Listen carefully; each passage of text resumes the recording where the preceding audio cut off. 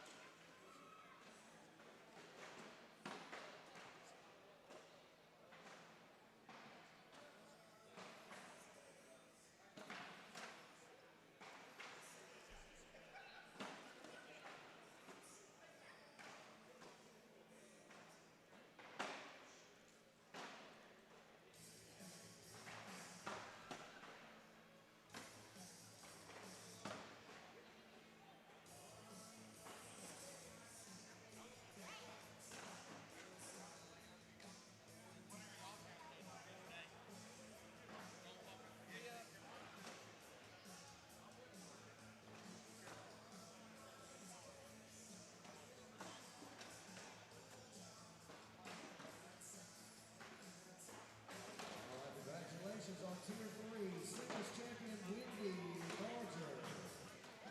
Get your hands in there. And you done so far.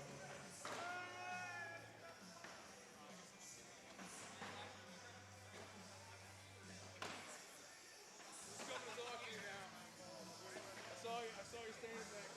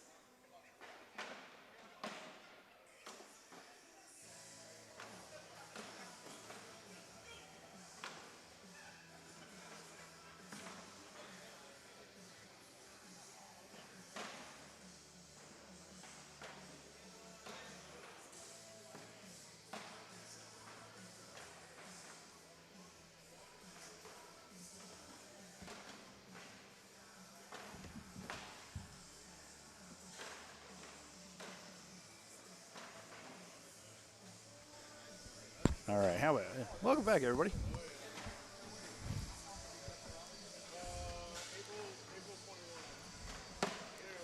So we got Sebastian starting off very quickly with a 4-bagger, going up 3-0 over Dustin.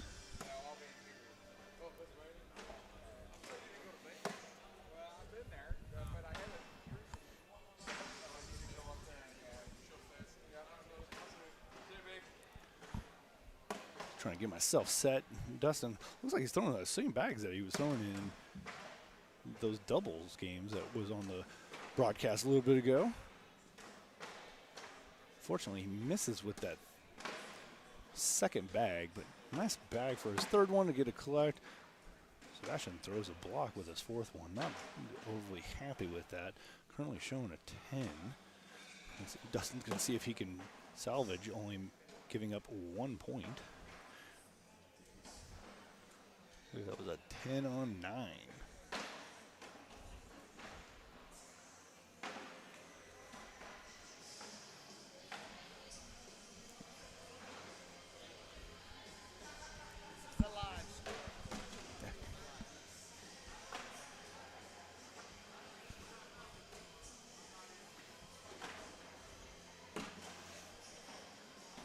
Both these guys putting their first bags in the hole. Just trying to pull the bracket here myself.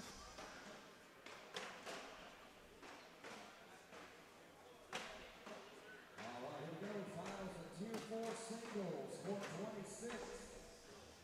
Patrick Barger versus Butte Yang, court number 26. Tier 4 singles championship.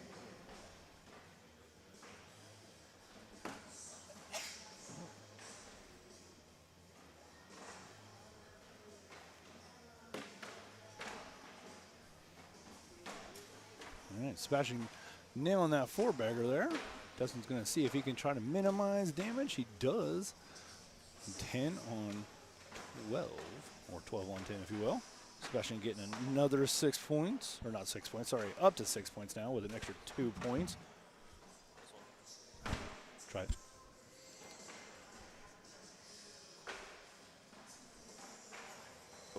Oh, yep. There we go. There And we we got go. Pat now too. Hello, hello. I was just trying to pull the bracket up to see where we're at in this bracket.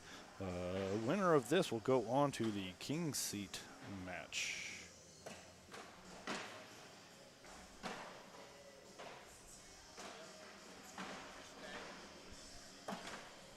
Ooh, nice bag there by Sebastian.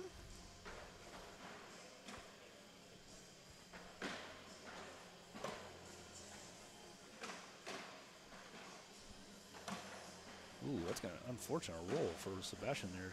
Dustin's going to see if he can try and capitalize here. Takes that step out. Very focused look. It's a great bag. It's a solid bag, yeah. Sebastian cuts around it. Dustin's going to stay out there. See if he can collect this. And get some much needed points here. Go slow side at it. It's all right, 10s. I think I would have liked to see him go fast side at that bag again. I think he could have collected it.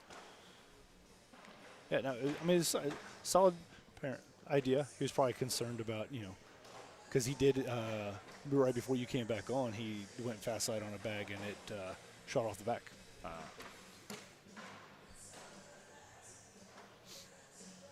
Sebastian with the first bag blocker there.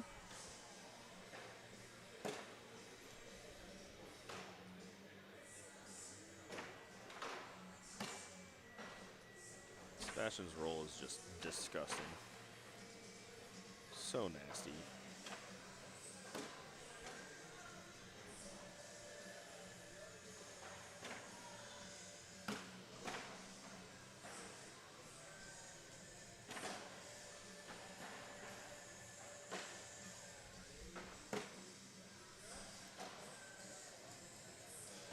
So Sebastian wasn't quite sure there. Took a quick little pause, checked to see where we're at, decided what he was going to try and do with that last bag. Tries to roll it, ends up collecting Dustin's though. Dustin's going to see if he can get that wash on 12s, and he does. I think Sebastian was going to go over that bag until he realized that Dustin had a bag left. I think he forgot Dustin still had a bag. But he caught it in midstream. He did. Good for him, because I'm going to tell you right now, if I start my throw, it's and I stop, I'm throwing that bag off the board. I did actually a couple times today. I stopped and reset myself.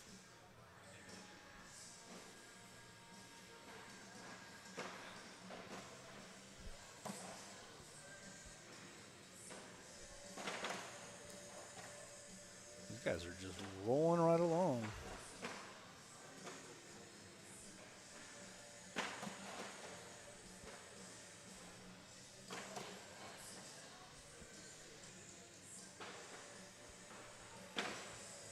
I'd like a replace here.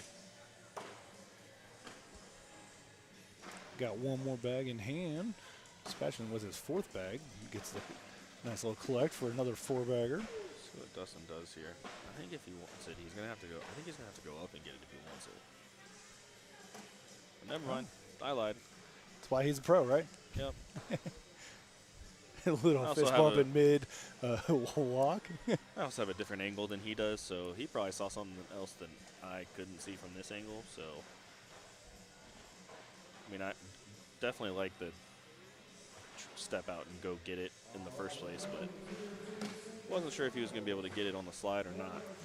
So in the last 3 rounds, these guys have washed on 110 and 2 12s.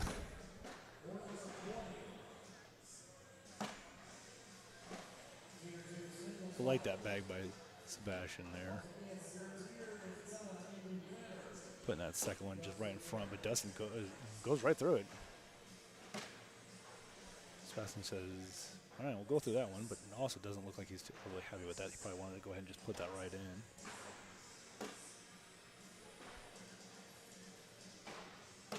Salvage it on, Dustin still got one more. Yeah, Dustin gonna go I up. forgot Sebastian had first bag. He's up. Oh, off the board. He tried to go up and I think drag that bag in, get some much needed points, and fortunately just misses. So Sebastian's going to get 3 points that round.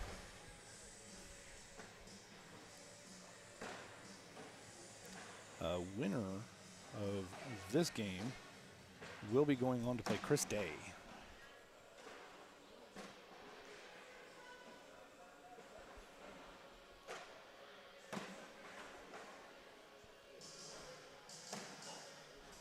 That took an extra little hop on him, it looked like.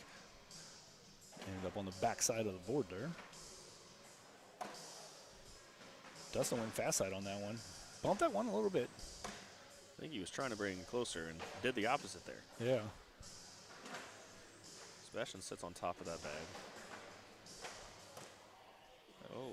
Good effort, but unfortunately just puts that third bag off the back. But he did get that one knocked in a little bit more. Ooh. So Dustin is Currently looking at on for one. I Or think no, he has sorry. 4. Dustin's on to give up one. Yeah, currently showing 6-4. And even if he goes through it, I have a feeling still going to be one, regardless of. He's going to go up. Oh, Oh, man. That was- What a turn of events. even Sebastian's like, all right. So instead of anyone getting anything, we're washing on 5s. What an interesting bag. That's not, you know what, it's kind of a I like it. big brain move, you know, as Right. the kids used to say a couple years ago. Sure. Sure. It's like, I'm going to give up points, but I can possibly take a point away.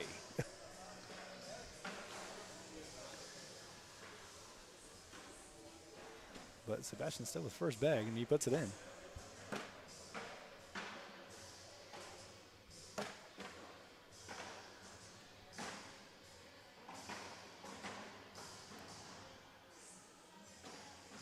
Turn our microphone or volume up.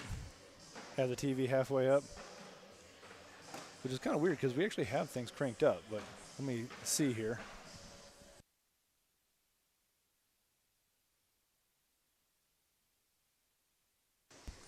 All right, we're working on our technicians trying to dial in some more stuff, but This mostly messes with your ear volume, not the mic volume. Yeah. You can mess with these.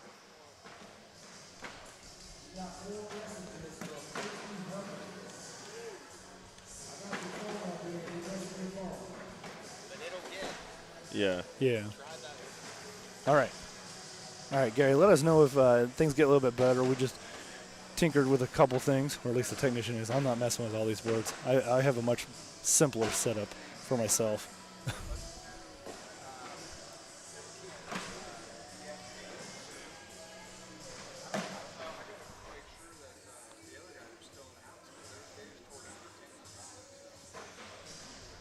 Oh, yeah. Man, these guys are just rolling right along in this round, though, aren't they? Yeah, they are. Dustin got 5. He did, didn't he? 10 on 5. Yeah, that's what it shows. Man. Sebastian's going to go for the block there. Going to force Dustin either go up, roll, set. Gonna go roll. Oh, nice little roll there by Dustin. I don't think I've seen him really roll too much today. Oh, Sebastian tries to clean it all up. Bag kicks off. Dustin's going to get 2 more there. He's not happy with himself, though. He wanted all of them.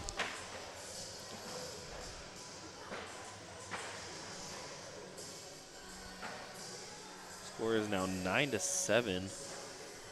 Dustin going on a little run here. We are through 10 rounds as well. Nice little block there in front of the hole. Sebastian actually takes a step out. First bag to try and go around it.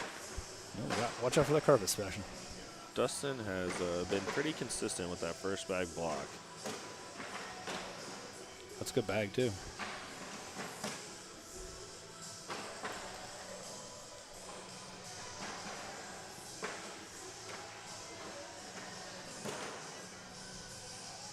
He's definitely definitely like likes that blocking game and then tries to make people go over or around. I feel like Sebastian has a bit of practice in that realm. Just a little bit. Just a little bit. But 4-bag wash on that one. Just a little bit of practice in the roll, cut, go around everything on the board.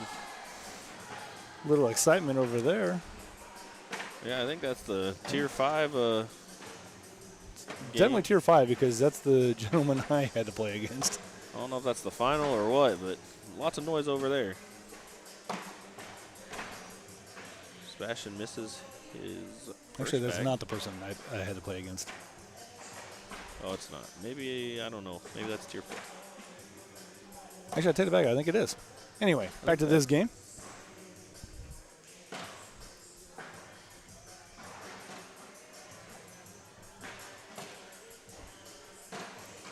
Dustin says, all right, you know what? That's I'm okay with that. Because he's still got one more bag. Sebastian's a little off right now.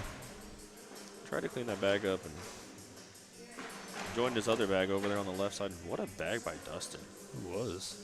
For another 4-bagger, Sebastian puts his last one in and minimize the damage, but still gives up another 4. That'll give Dustin the lead. Lead change.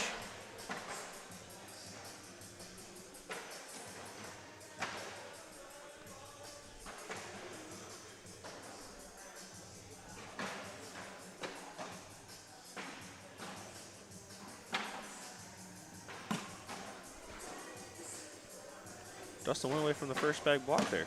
Oh, that's okay. Sebastian's going to go with the first bag block.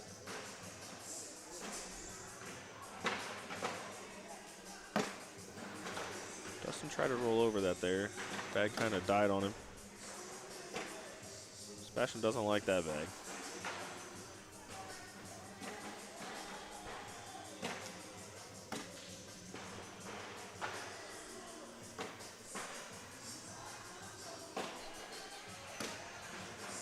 Sebastian tries to go for that roll again. Sets on the back of the hole. The bag is draggable though. See what Dustin decides to do here. He's going to try to cut and roll. I think one of Sebastian's bags just dropped.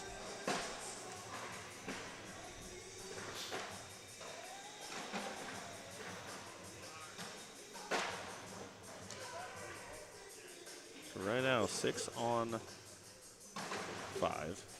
And those, any of you on the YouTube feed, hopefully, just was looking at the comments, hopefully we've gotten the audio a little bit better for you guys as well. Some of those comments may be a little bit older. It doesn't give us a timestamp on the comments. Looks like these guys just took a little bit of time out. Sebastian trying to contemplate what he's going to do with this last bag.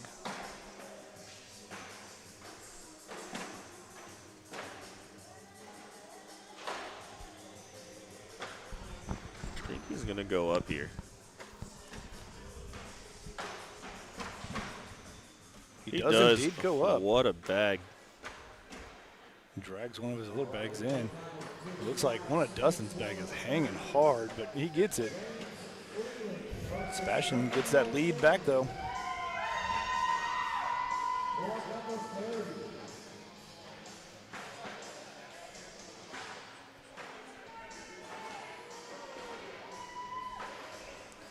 Sebastian with first bag here. See if Dustin goes back to that block. He sure does.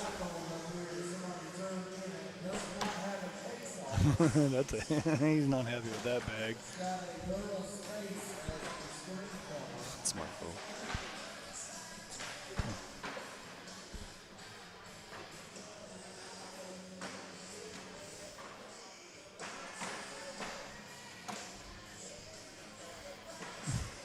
I think Dustin wanted to try and bar himself that, but he's like, man, can't be too mad at it. He at least put his two in.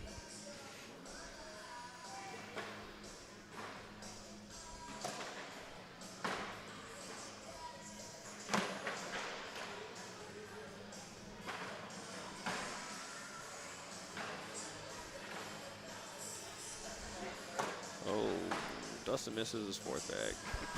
I'm all too familiar with that move. It's like, oh, I wanted it to go to the side. Man. Unfortunate. Score is 15-11. Round 15.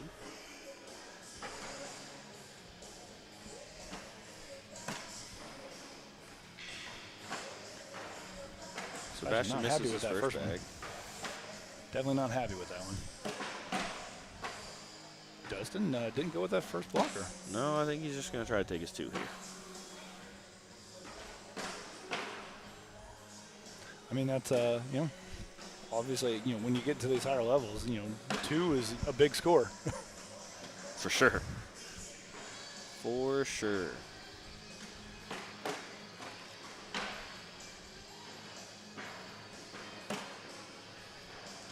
Oh, Dustin with a chance to possibly get some extra points now.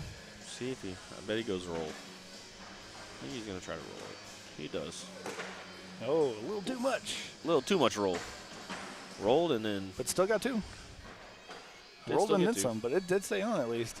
I do like the roll attempt over the airmail there. Just a safer shot, man. Typically that bag's gonna stay on the board, at least you're getting 2 in that situation. I mean, so often, especially I would say probably for a lot of the lower tiers, you know, you try and hit that airmail and you end up hitting one of the bags and it just shoots off. The lower tiers, I do that in the higher tier. Well, I guess I'm just going from my own experience in the lower tiers because I know I do it a lot. Yeah, that's Tyler Goodwin. I did it to him. I did it with him like 5 times. It's fine. In the same round?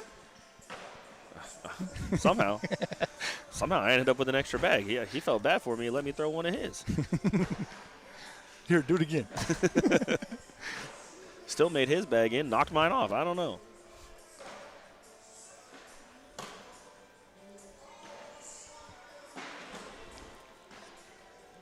And Todd, are you saying the audio's been this way all day, or just were you referring to something else? No, I think he's referring to the audio. Well, that was an interesting bag. Well, hopefully it's a little bit better for you now. Maybe we just got to talk louder. I don't know. Maybe. I don't know.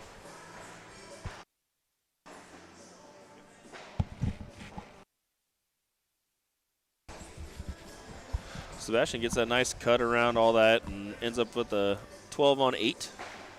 Gonna give him 4 points, put him on 19. So theoretically, Dustin is out of misses. Yeah, and if you can't see on the bottom of the feed, they do have a PPR update. I think our stream is a little bit behind, but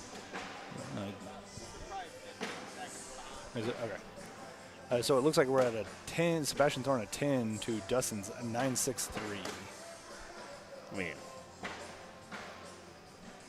Sebastian just has that roll, cut, everything figured out. It just works all the time. Oh, Ooh, he's not going to be happy with that one. definitely not happy with it. And Dustin's going to see if he can capitalize now.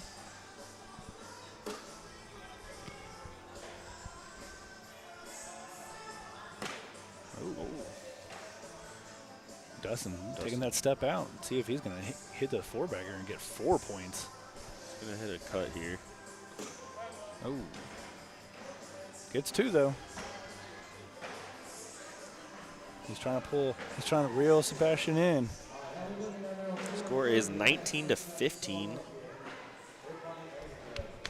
out of here. All right, thanks, sir. See you guys. And shout out to one of the bag sponsors, DFB, and we also had BD Cornhole here as well.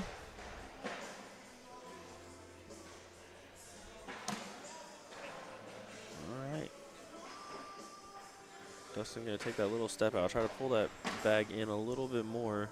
Not pull it all the way in. Sets himself up to get both of those. Still moving. Still moving. I think it's And stopped it now, looks but like that it's is that's a tricky bag for sure. It's kind of the bunch bag. If you don't hit it right, Oh, that's oh gonna be man. unfortunate. For now, he's showing 3 on 6. Sebastian's gonna go roll again. Oh, he Sits does on the top. same thing, basically. I think that one's a little bit further back though. I don't see It that is, one yeah. coming back. It's hanging, or it's not hanging nearly as much. Dustin's trying to decide which way to attack this so that way he makes sure the bags don't bunch. Just the way that all those bags are sitting, if he pushes the wrong bag, it's gonna cause it to bunch.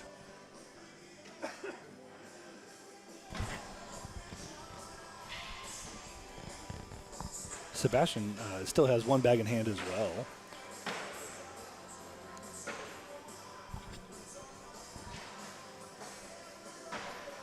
Dustin's gonna step out. Fast side down. Oh, rolls 2 of them up over the hole.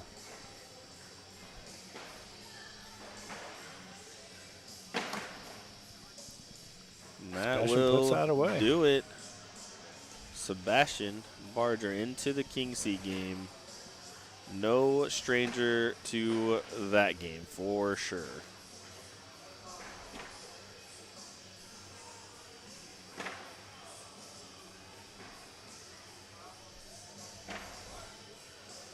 So Sebastian's just going to stay right here.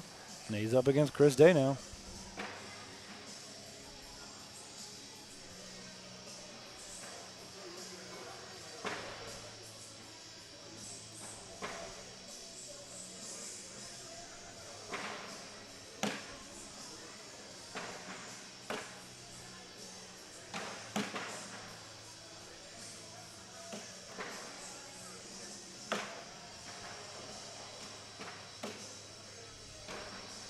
Dustin can still come back up, just on the lower side now.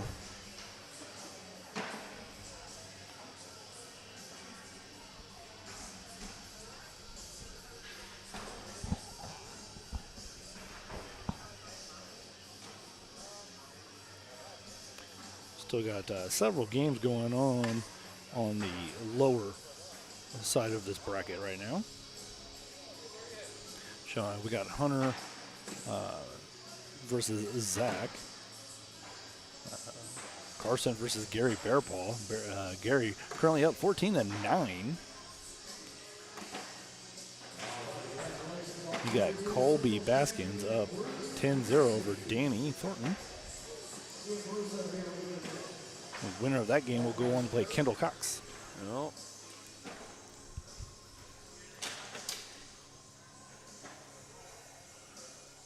all right. I'm gonna assume this is going to be round 1. Papa and Mama Barger just popped a squad over here. Well, I guess Sebastian's dad did anyway.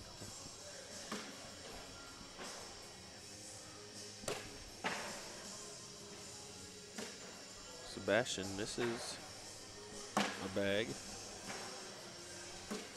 12 on 10 for the first round.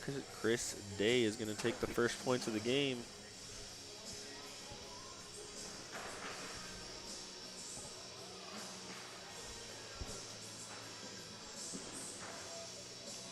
And this is the King Seat match as well.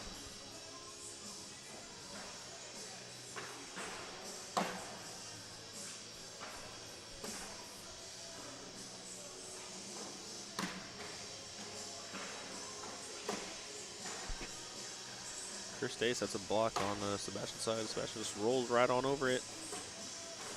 Good collect by Chris Day there. Sebastian open board rolls that one into the hole.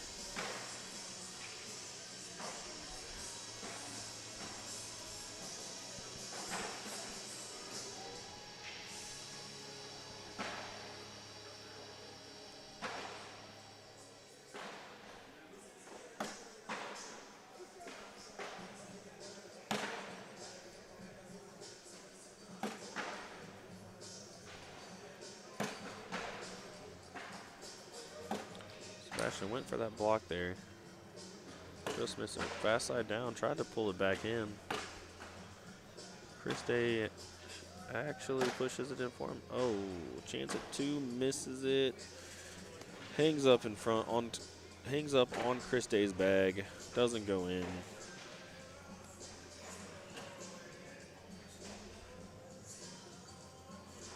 Score is 4-2.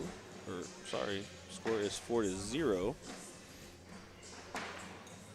Or 2-0. It's 2-0. We don't know what the score is. You know what It's happens? just all message. We all I have think those. Sebastian put in 8 different numbers for the score there. Washed on 10s in that round, though. I know I had a couple games today where I'm just like, wait, what was that? Singles seems to be a little bit harder because sometimes, like, when you're on the other side, you're like, shit, what was that? Chris Day goes for the roll there. Shark fins on top of Sebastian's bag. That's a. Chris Day goes up. Oh, unfortunate roll there Sebastian. for Sebastian. He just wait. Sebastian just waved as the bag rolled off the board. Oh, went for the bar of soap. Got the bag to sit on the back, but his bag also goes off again. So 7 on 4. Chris is going to get 3 there. Quick little hydration break there for Chris.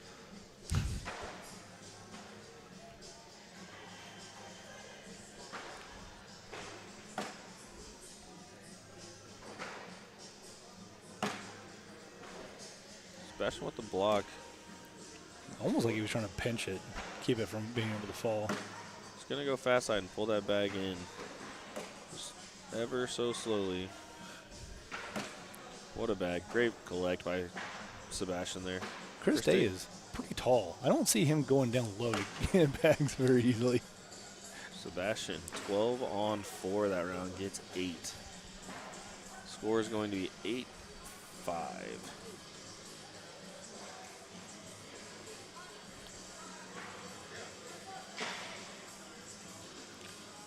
Got Scotty Ball over there watching on too. Another ACO pro. Both of these guys ACO pros as well. Sebastian being the current king of Cornhole.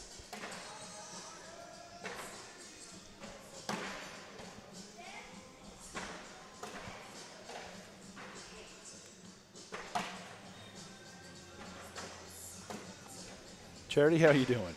She's like the Macbeth brothers. April with a thumbs up.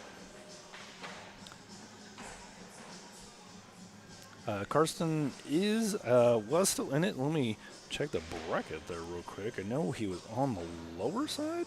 Karsten was just playing Bear Paw. I'm not sure who won that game. Bear Paw ended up winning that game. So Karsten is out.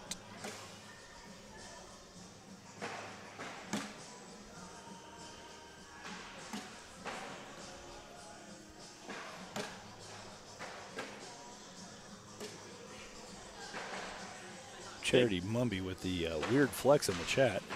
I'm a big fan of Sebastian's bag. It just kind of hops and skips up the board and into the hole. It's just a very interesting bag, and if you're not used to seeing it, it's probably very alarming to certain people. I really think that's the reason that his bag's kind of always backloaded, so his roll works all the time like Just that. once it hits the board, everything shifts forward and it just lets it roll. Pretty much.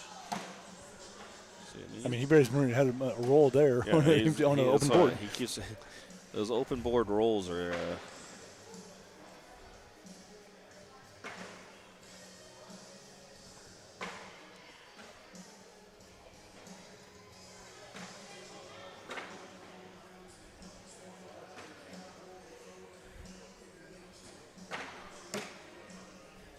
Sebastian's first bag in.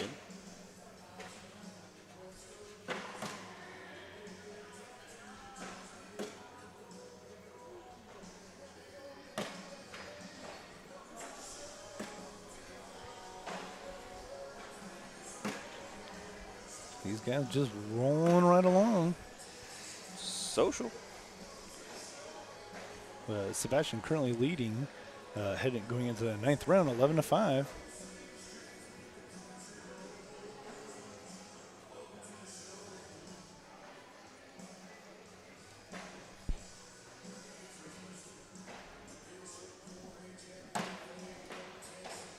Interesting first bag block there. Force Chris to try and go up and over. He just kind of cuts a little around to the left side. Christian's like, I can do that too. I'm going to cut around the right side though. Chris takes a step out, but still gets it.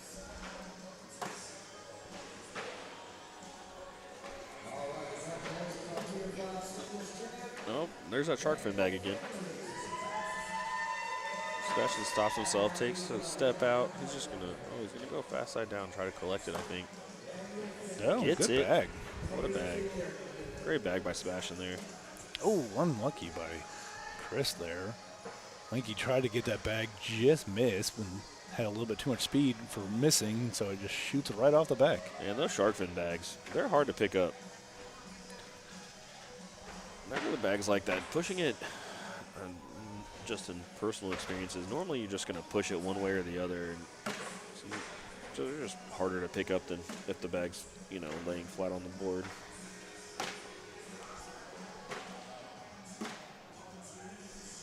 Surprised Sebastian isn't dirtying up the board. I think a lot of it depends on who he's playing today. I've seen him play the dirty game, and I've seen him play the game that he's playing now with not really trying to dirty up the board. He has that switch that he goes for the and one there. Midge did go on to also say, it says they'll be here all day if they go hole for hole. We're just trying to see how many rounds it can take to win a game. I will say, so far I got him beat.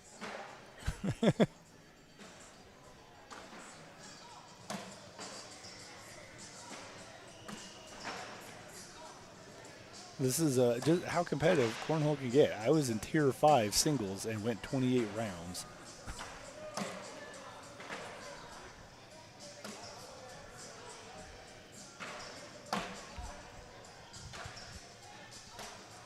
Another one. Social. But Sebastian is up 18-5. A little PPR update. Sebastian is currently throwing a 10-8 to Chris Day's 9-5. They might adjust it a little bit here once they get that score put in.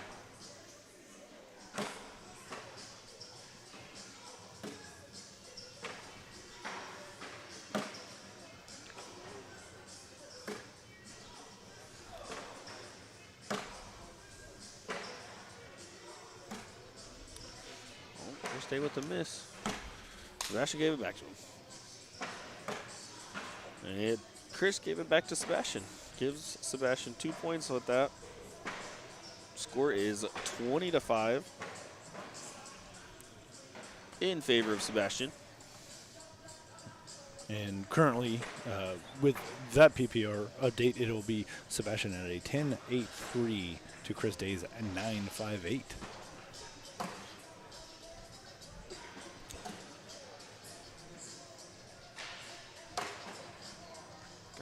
Chris I just love that bag. Chris just needs to not allow a point.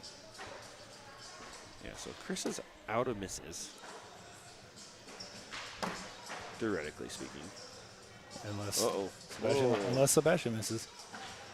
But I think it would be who of Chris, if Sebastian misses, to then capitalize and try to get some of those points.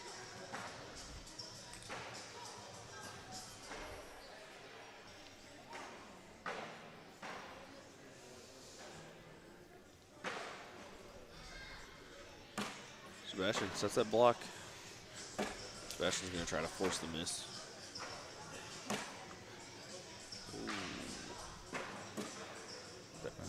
That might be it. We'll see what these last couple bags. Ooh, that's a heavy roll. Oh. That will all but do it. Chris is up, drags the one. He tries, though. 12 on 10. Sebastian Barger will be in the king seat. Stop me if you've heard this before. No stranger to that by any means.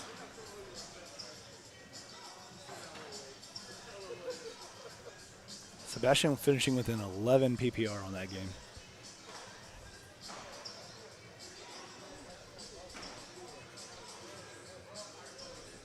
Like I said, he just has that flip that he can switch to needing to play the dirty game to turning it off and just throwing every bag in the hole. It's really impressive.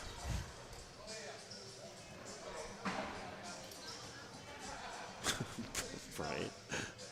Hi, Bryant. Hey, welcome into the stream there, Bryant. Okay. We're going to get another a game up here shortly. We're just waiting on one more to get wrapped up.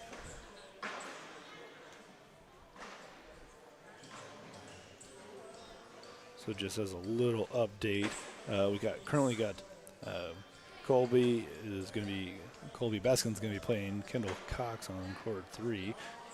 They have not quite started that game yet. Then you got Hunter.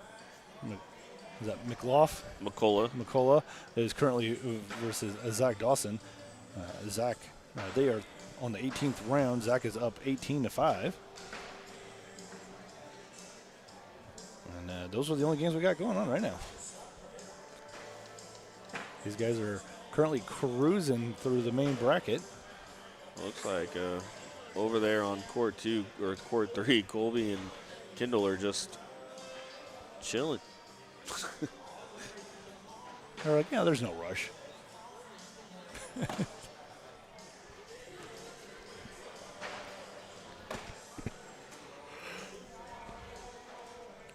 I believe we got just about all the tiers are also wrapped up.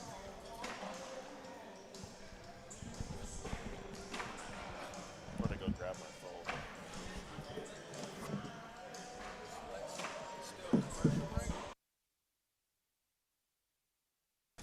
All right, everybody, we're going to go ahead and take a quick commercial break while we wait for this game to get on here. So just sit tight with us, and we'll be back very shortly.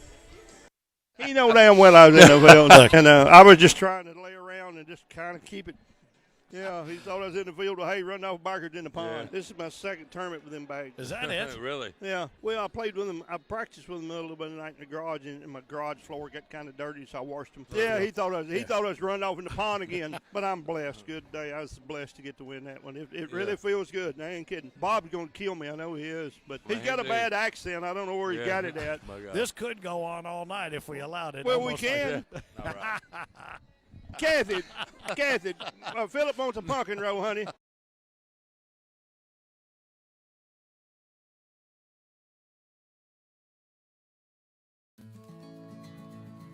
Cornhole is more than a game.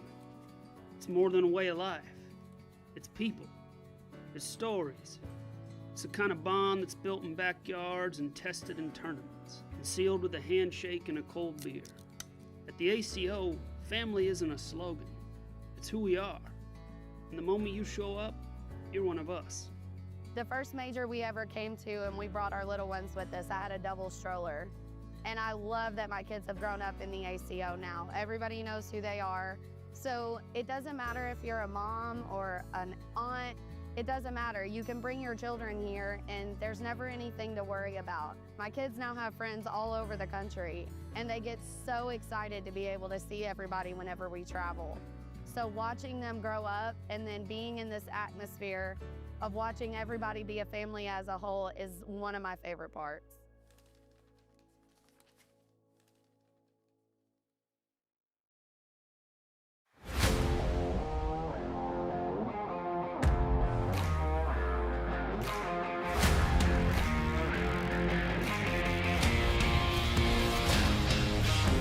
Bring it!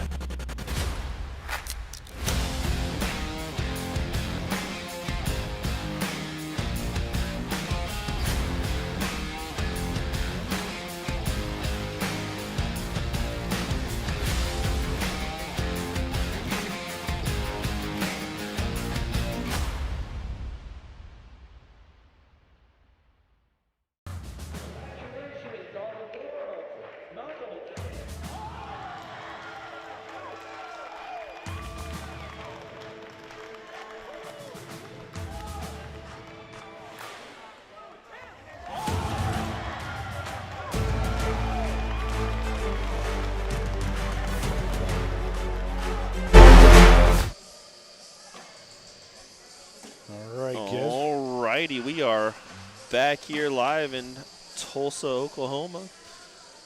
These guys are did their little down and back. I was sitting here kind of watching a little bit, checking out the rest of the bracket, and looks like they're just going to go ahead and they're going to start on the other side after getting a 4-bag wash.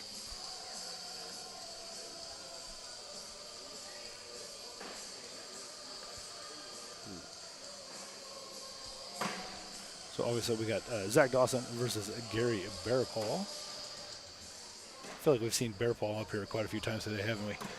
Yep, he tends to be on the live feeds a lot. He wins a lot. He's a phenomenal player.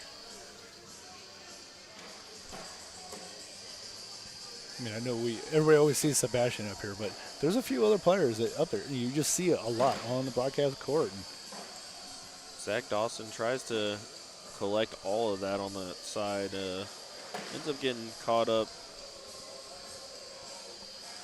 Bearpaw getting those 2 points.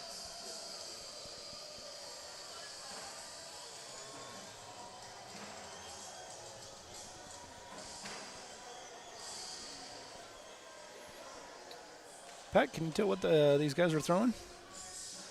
I know that Bearpaw is throwing CBC. I believe they are Phoenixes. They are a CBC bag for sure. Not sure what Zach is throwing. I would say based off of his hat Oh, he's wear, throwing elite bags. Elite bags. just from here, they are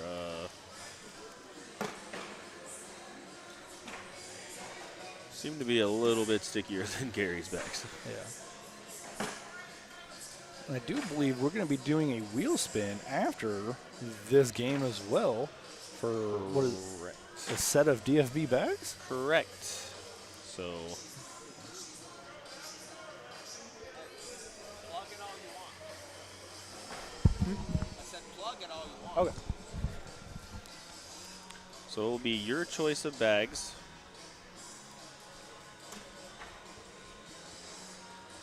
Gary got 2 more points on that last round.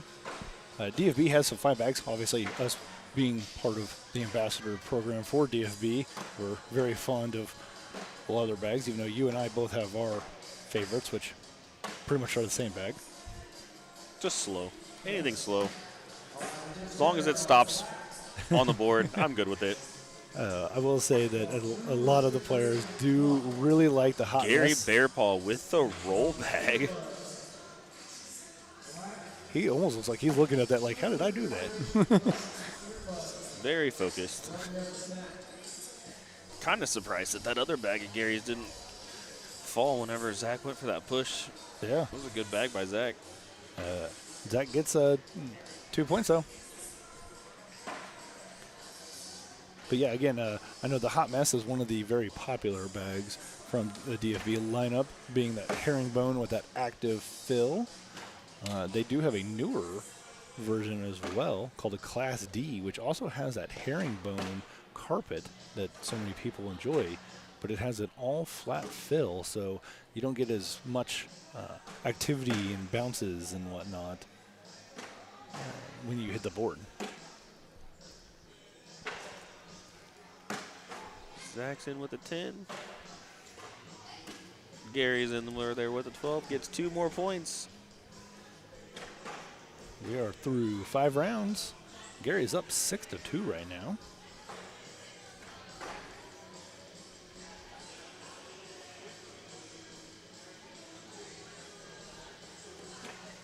Currently, Zach throwing a 10-4, and Gary Bearpaw throwing an 11-2.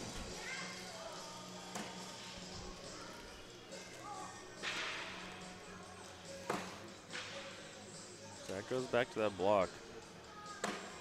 Gary just shoves his way right on through it.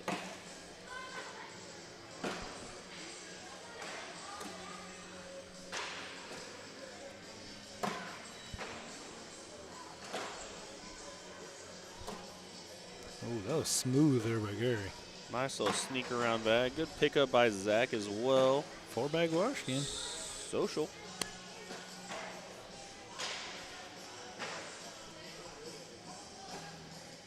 What's up, nerds? Thank you, sir. Appreciate it. I am what I am.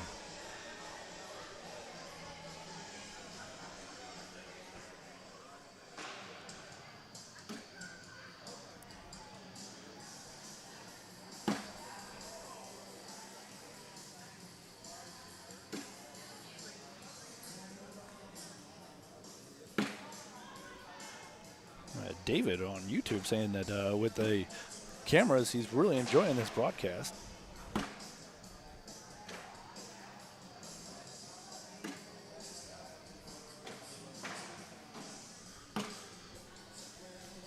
Zach tried to. I think Zach was hoping that bag was going to go in whenever he went in, and it just stayed there. So we can give up 2 more to Gary on that round.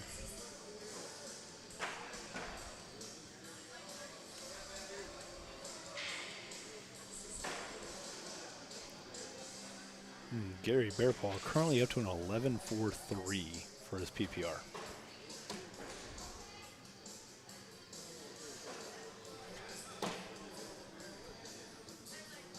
I think Gary has missed, what, 1 bag? As he puts one off to the right. He had already thrown it. I can't say, you can't say that's commentator's curse. That one I'll claim that one. That one's my fault. See what Gary decides to do here. He's just going to go in. Almost kind of likes it, though. Let's see what Zach does. Zach's just going to put it on the board. Not even going to worry about trying to go in. Just take my 2 and run. Again, like we were saying that last game, 2 points sometimes is a lot of points when you get to this level of play. It really, I mean, you're not wrong. I mean, anything more than 2 is just almost seems being greedy sometimes. Just like a bonus. Yeah. At this level. You can score more than 2 points, that's a bonus.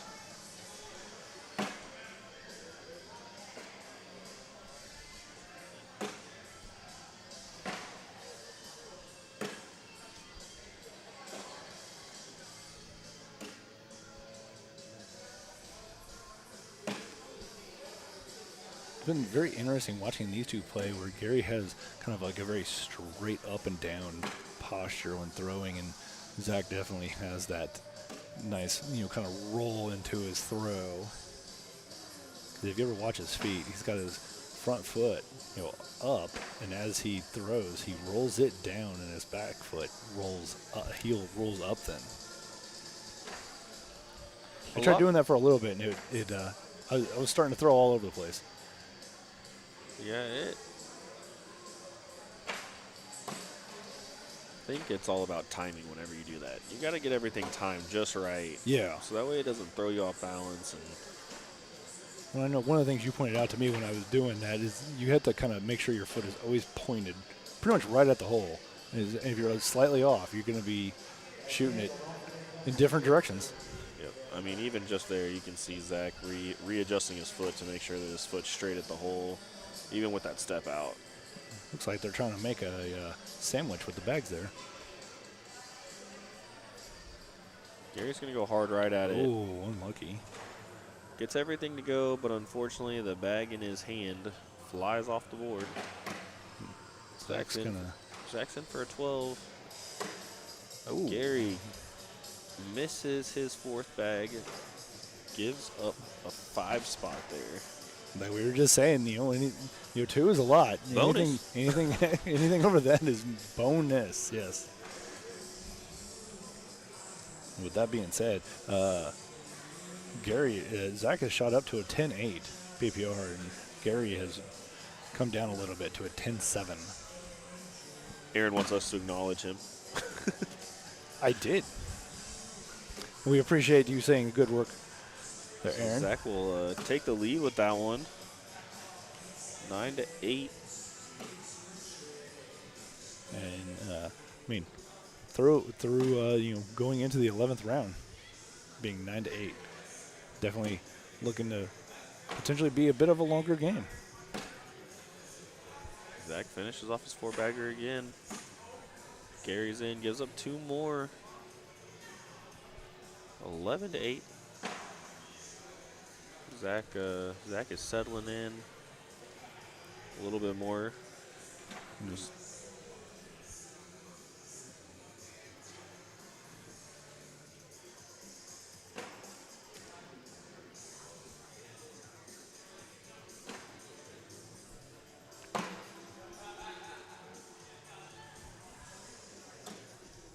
These guys just starting off solid with their first bags. oh yeah.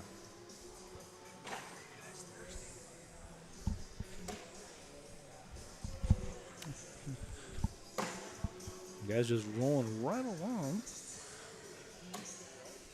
I'll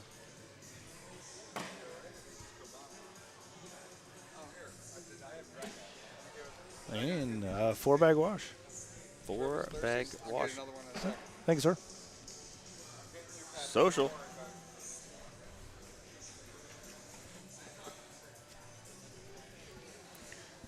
And again, we're going to be doing that DFB bag raffle or wheel spin right after this game. We were getting ready to do it, and then these guys wanted to get to it, so they got to it, and we got to the commentating. Said, hey, we'll do the wheel spin after this. Zach goes back to that block again. I like the block game by Zach. I think it's a smart move here. It's gonna go nice cut, roll, collect. Ooh, that's going to be unfortunate. Bag there by Gary, putting it just on the backside. He's still Yeah. got one on the front hit that he can try and get, which he does. But Zach looking to capitalize. And he gets the 2 more points. And again, shout out to the bag reps that were in the house this weekend of BD Cornhole. And then we also had DFB, which is dumpster fire bags. Be sure to check them out. We also had Renewal by Anderson in the house for a little bit. And then we also have to shout out Tulsa Sports Commission, I believe it was, letting us utilize this fantastic facility that we've been in all weekend. Zach with a nice cut around that bag on his side of the board. Zach tried to set a block. Zach tried to set a block there so that way Gary couldn't collect all that. Gary pushes up into it. See what Zach decides to do. Zach's gonna. That's what I thought. I like that bag a lot by Zach. I think he wanted it a little bit more on the other side, just so that way it didn't give Gary that lane. Just to do for what he that just did. reason, exactly. For that reason, he gave Gary that little bit of a lane. Gary said, "Thank you," and then bonus points, right? Bonus points, bonus points. We like bonus points. I like bonus points. Zach's still holding on to that lead, though. Currently, with the PPR update, Zach is at a 10.86 with Gary at a 10.79. 13-12 in round 15. Gary's first bag hanging up on the back of the hole there. It's gonna. I think it was getting ready to go, but I feel like with that bag, it's definitely working its way back now with that.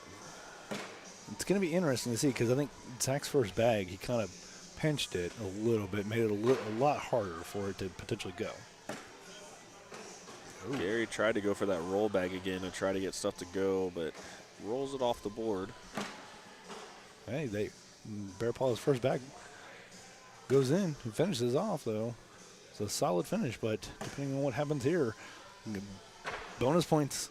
Zach's going to get 3 on that one.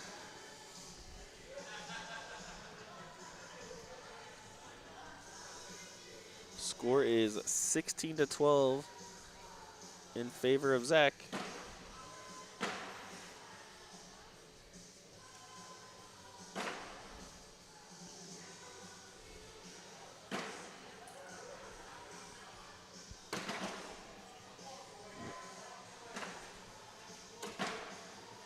Ooh, that bag gets drippy.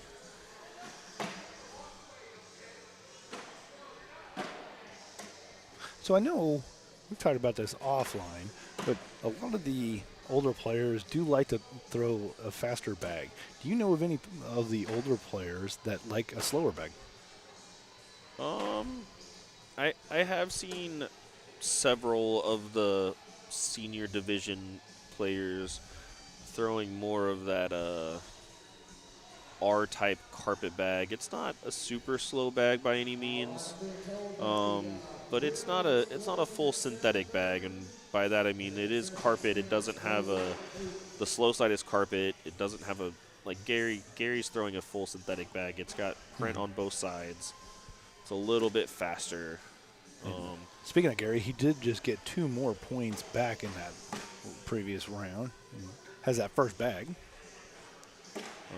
Now, don't get me wrong. You can get some of those R-style bags that are slow for sure. Zach, unfortunately, has a bag off the backside. Probably not going to be able to pull that one down. So he's just going to try to minimize, but unfortunately puts his last bag off to the backside of the hole, too, and it's hanging. But no more bags to be thrown, so it'll be a 12-on-8. Bear Paw taking the lead back with a +4 points. But back to the senior division throwing slower bags. I think that honestly that's probably the slowest that it gets to. It was like Dylan saying that Brian, what is that? Higginbotham probably throws a little bit of a slower type bag. I did see a few people out here throwing, like other than me and you, throwing more of the like traditional style carpet, which is I don't see very often anymore. Most people have gone to the herringbone or hybrid carpets. That's gonna do it. Bear Paw finishes it. I would say most people I see that are throwing carpet, like slow carpet, it's normally a herringbone of some variant now. But I did see a few people out here throwing like true carpet bags again. That is my preference of bag for the most part. Depends on board speed. I tend to hop around bags quite often, depending on board speed and whether my shoulder can take throwing that slow of a bag.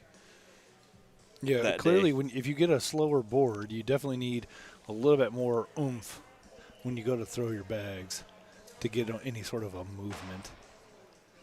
So we are going to have Hunter Powers versus Gary Bearpaw. And I believe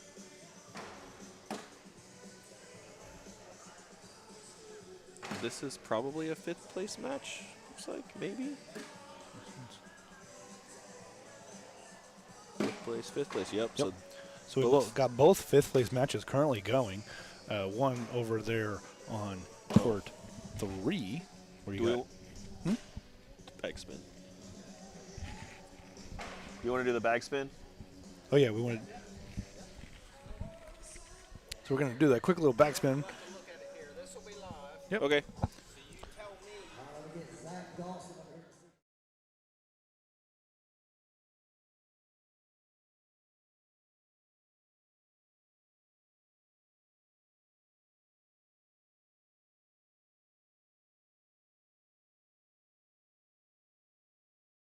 A little bit of update here. Now we're good. All right, we had all the participants that were here today in for this bag wheel spin. If you're not still in the building, you can get a hold of us. You can get a hold of DFB Cornhole to claim your prize. It will be a choice of bag of your choosing from what we offer. So got lots of different styles. If you're not here, we do have bags here that if you are here, you can choose from those. So we'll go ahead and give her the spin. Give her the spin, and it looks like these guys are actually getting ready to do the start as well.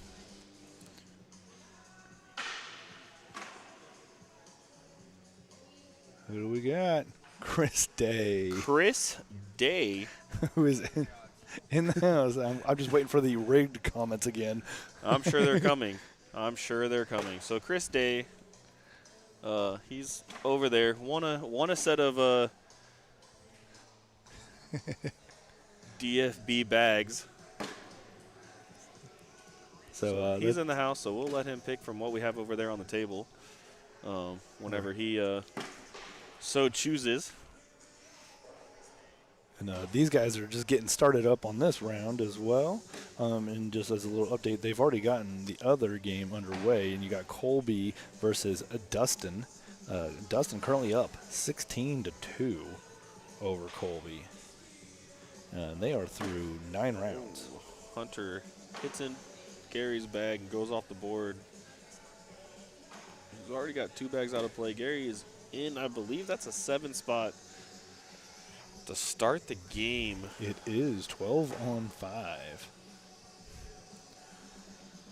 Hunter not very happy with himself as he's walking over to the other side. You're trying to shake it off, see if he can get a reset and recollect and get back after it.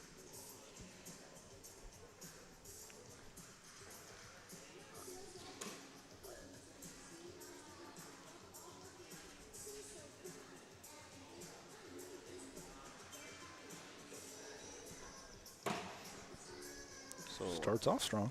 I've actually got to throw against Hunter quite a bit in the Springfield area whenever I would go down there and play.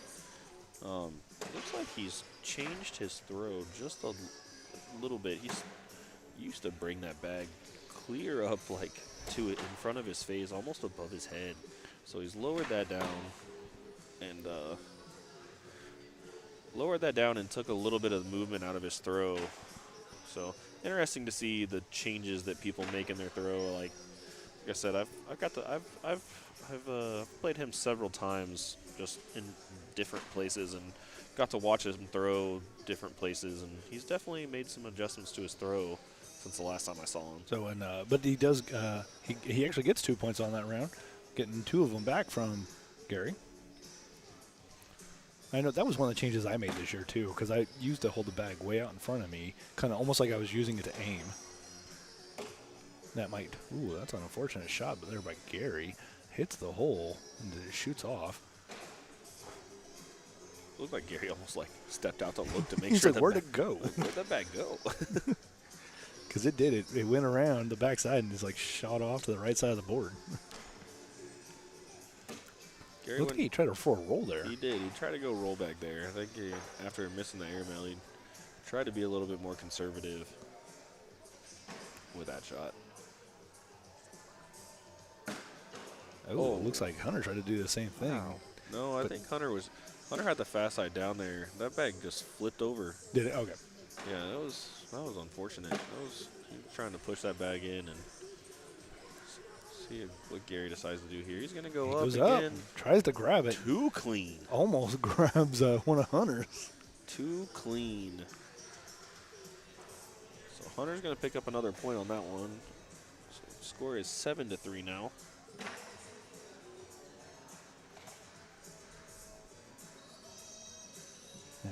Had some interesting comments based on it seems like off of the after the wheel spin, and a couple other people supporting the Russell Tonkin definitely loves a sticky bag. Loves them. That is somebody that, man, he is thrown from the St. Louis area, I think, and he throws some sticky bags that I don't even know if I can have enough mustard to throw.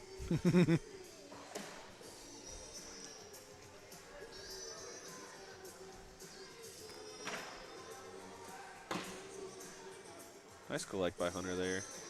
A little update on the Colby Baskins Dustin game. They've washed the last 3 rounds, so currently Dustin is up 18-2. Dustin did just score 2 more points, and so that's where he went up 18-2. And in this one, these guys washed on 12s.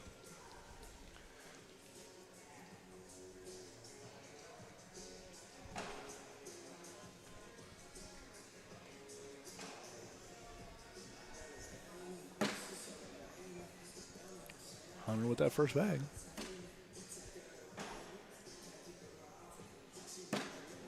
Nice block by Hunter. Gary tried to block behind it or go through it, and bag kicked off there. Got that side by side that we were talking about earlier. Yep. Which Hunter tried to works out though. Try to throw that cutback. Gary with a nice collect there.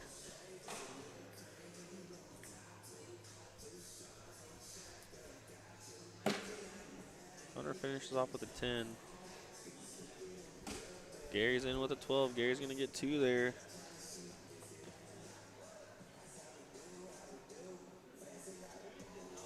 CBC on CBC crime.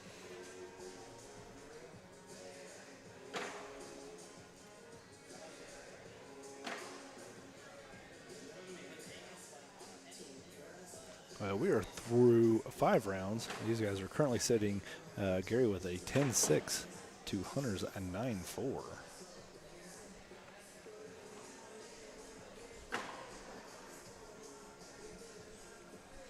Gary with an unfortunate bag off the backside there. Still holding on.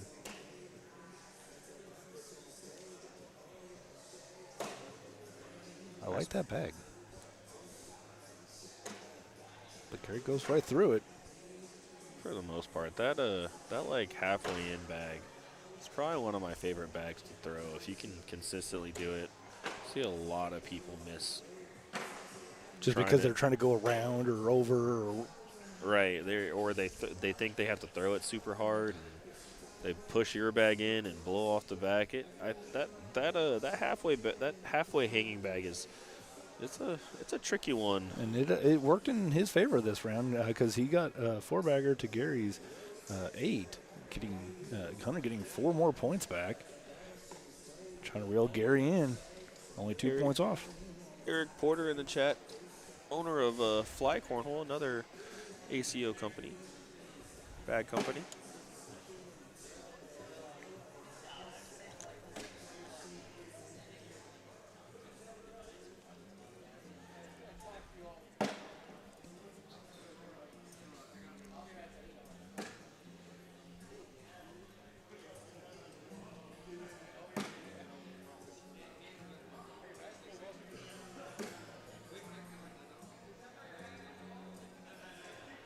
Hunter's going to try to cut around. I think he was trying to cut around that bag and ended up just collecting it for Gary. Gary's in to get 2 more. There's that 2 that we keep talking about. Seems like we're just trading 2s back and forth. Gary gets 2, Hunter gets 2. Gary gets 2, Hunter gets 2. It kind of depends on which way you're going, right? Right. Occasionally somebody ends up getting 4. Bonus points.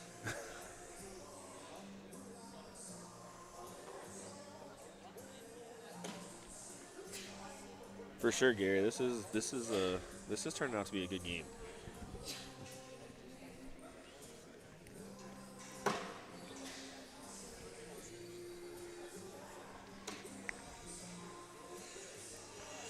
And just as an update, Dustin did beat Colby Baskins.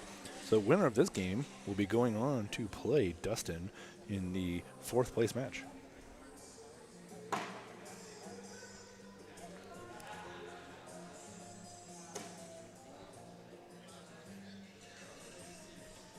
Gary's in with a 4-bagger.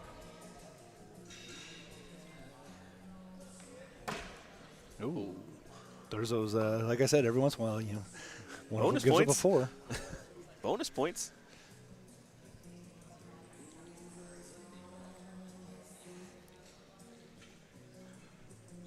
Score is 15-7 in favor of Bear Paw. Bear Paw currently with a 10-6-3 to Hunter's 9-6-3.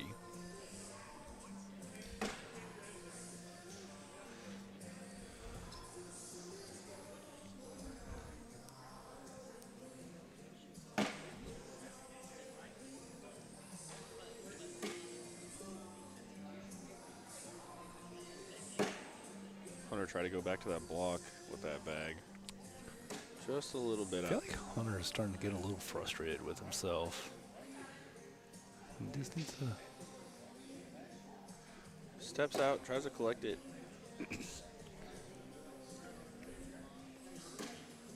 Ooh, smart That's bag a there great by Gary. That's a great bag by Gary there. Hunter's either Sebastian is still in it.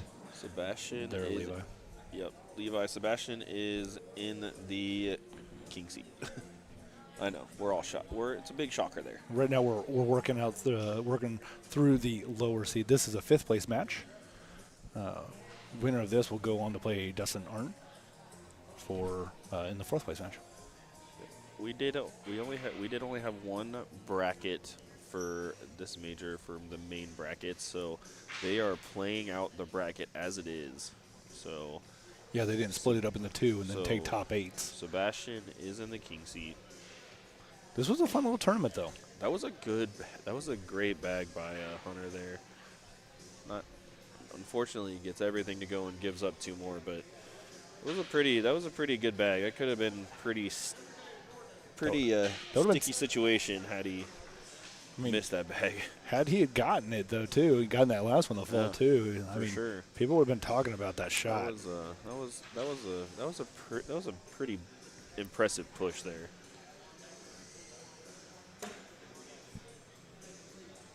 Gary with his first bag in.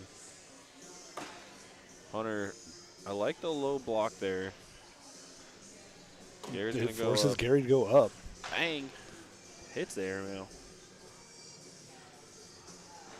Looks like Hunter's going to try and work around it now. Nice little roll bag there by Hunter. Wants to try to leave that bag there. Gary goes up again and hits it. Nice little cut. Gary's going to go up again. Bang. Hits it. That is Gary he throws his last bag and just stands there like he's getting ready to throw another bag. Nice collect by Hunter. Nice. That was an impressive round. That were all around. Hunter with a great first bag block. Cuts, rolls, airmails, collects. And forces Gary to just airmail shot. Professional. And hit him. Professional cornhole at its best.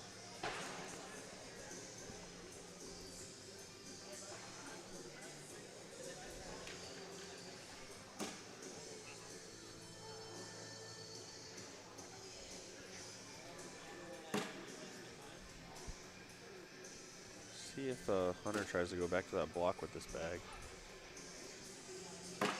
He tried. He definitely did. That's what I figured he might try to go there.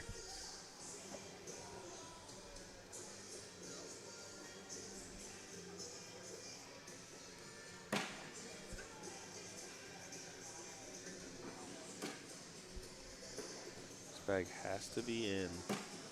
And it is. Gives up 2 though.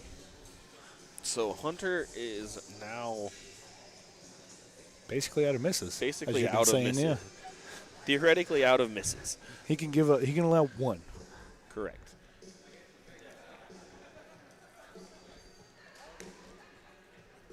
We are through 12 rounds. And as far as PPRs, Gary has gotten up to an 11 and Hunter's at a 9.91 right now. Yeah, Mitch, I agree on that push. He definitely should have gone slick side, but I think he was more worried about overthrowing the slick side or maybe even just missing completely and throwing the bag off the board. But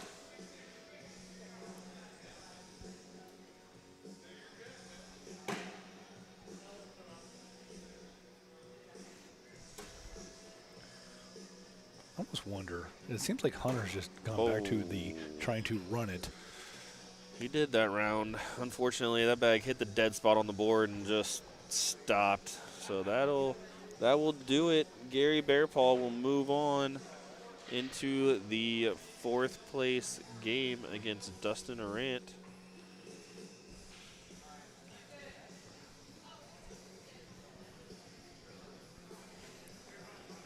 We are getting down to the wire here. Yeah, this will be the 4th place match.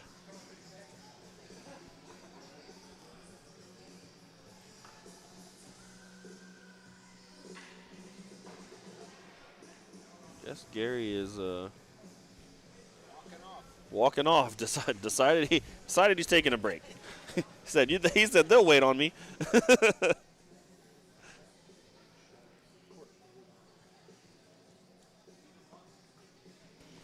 I think there might have been a little mix-up in court assignments there. Oh. It showed it to the next game being on court 3. Well, good luck over there. They So only we- got one board, so we'll see how that goes. We're gonna, I just changed it. So Yeah. Here comes Bear Paw. Yep. And, he's like, oh, wait a minute. Yeah, I'm and up. Bear Paw, with a nice heavy sigh, says, "Okay, I'll come back." All right, fine. Maybe you just need to get his steps in. I think he's got enough steps in. I know I get a lot of steps when I'm in a cornhole tournament.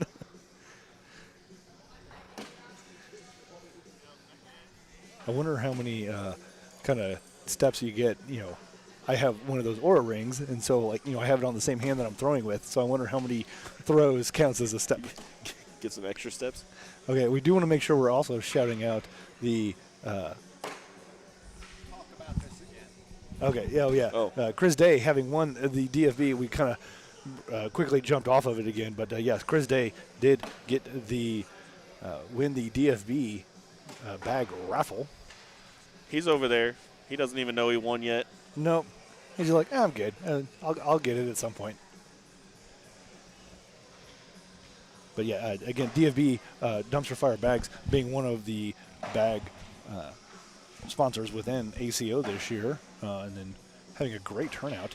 We had being part of DFB. I think we had like 10 or almost 12 players here this weekend. Yeah, we had a good amount of players here this weekend. It was a fun weekend with the DFB guys. We don't get to do that very often. I don't know that we've. I think the only other one that we probably had all of that amount of guys was the Kansas City. The Kansas City Major. Yeah, So, I know we had a few that were at a few of the other tournaments that you and I have gone to. Yep, but having that big of a group was a lot of fun. It was different vibe for us for sure. I think it's always a good opportunity to then talk about the bags too, especially when you have a lot more people. Because I'm a little bit newer, so I don't have as much experience with some of the other bags. I mean, it's not like we even had all the same people throwing the same type of bag. Everybody throws something a little bit different. We've talked about you and I throw very similar bags, but we definitely have a huge gambit of different bags being thrown amongst all the representatives of sure. dumpster fire bags. I think that's pretty common for every bag company, though, not just ours. I think that there's a wide variety of just throwers in general that like different styles of bags and kind of have to adapt to the times and what the hot material is at that time. Like, I've been around for a while and went through everybody threw fast bag phase, and then everybody threw the stickiest bags on the planet phase, and now everybody's kind of moving towards that like hybrid carpet that you can kind of do everything with. It's not super slow, it's not super fast, it's kind of just right in the middle, but it still does all the cuts and rolls and all the things that everybody is throwing right now. Yeah. Without necessarily having to, throw your shoulder out to do it. And meanwhile, talking about the synthetic bags, Gary starts off with 2 points against Dustin.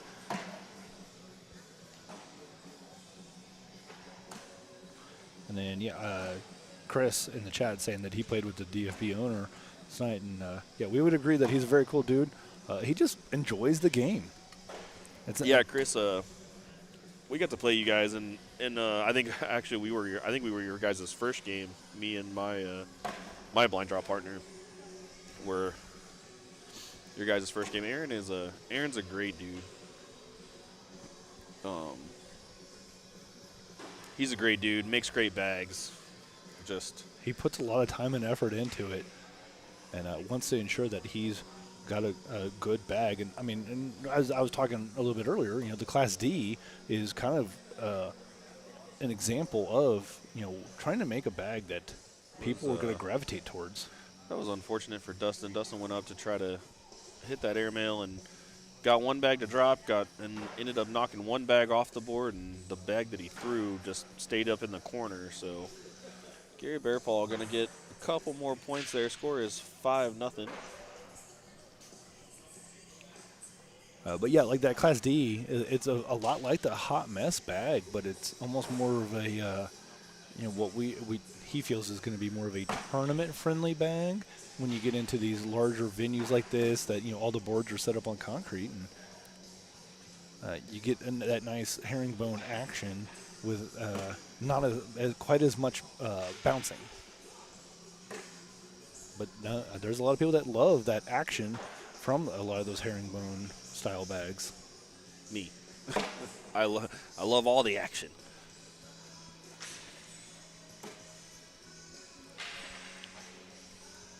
Gary finishes off his 4-bagger. Dustin right behind him. Social.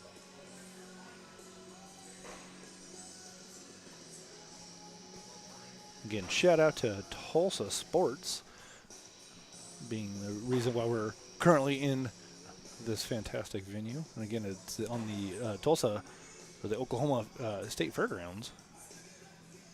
One of the nicer fairgrounds I've seen in my lifetime. I've been to a handful of state fairs. This is a very nice facility, though, and just the whole site. I haven't been around the whole site, but just from the aesthetics on the outside, definitely some very nice-looking buildings, and would be curious to see what else happens along this area. Charity's saying she loves those Class D bags. It was an uncharacteristic front board by Dustin there. But he finishes it strong. Oh, he still got a bag left. Oh, yeah, he does, doesn't he? Gary finishes off another 4-bagger. Dustin is in to give up 3. Score is 7-0 in favor of Gary.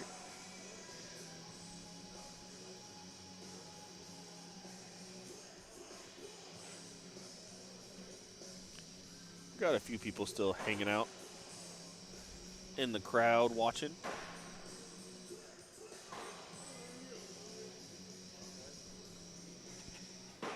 Tell Dylan to give a shout out to his. So who? Tell Dylan to give a shout out to his line.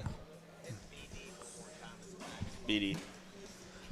All right, so yeah, and then we got Dylan. If you want to, make sure you shout out your what bags you got as well, and then being one of the ACO bags from the sounds of it. And then we also want to make sure we shout out. We've been talking about DFB, but we also did have BD Cornhole in the house this weekend as well. I know looks like BD makes a lot of boards as well, including some of the training boards, and they had some nice towers for storing your boards. I'll tell you what, the board that I was probably the most interested in that they had was their Yahtzee board. Or their Yacht Hole or their whatever Yacht it was. Hole, yeah. That was I haven't seen that one before. I've seen the skee ball boards, and I've seen the blackjack boards. But the Yahtzee one was a new one for me. That was a pretty cool board to see. Yeah, I really liked the even the design. It was very Yahtzee-like, and yeah, it had a really cool aesthetic to it, if you will. And I got to throw some of their bags as well. They make a great bag as well. I can't remember the name of the bag that I threw, but it was a hybrid carpet bag. I think a lot of the CB or a lot of the BD throwers throw that bag. I've seen several of them this weekend throwing it. Is it the old school? I know that is one of their bags. I did see that printed on one of the bags. I think that's the bag that I was throwing back and forth with somebody. Dustin trying to get a couple more points here. Or get on the board, I guess, if you will, which he does. He's on the board. Dustin. So Dustin's throwing elite bags, and Gary is throwing CBC.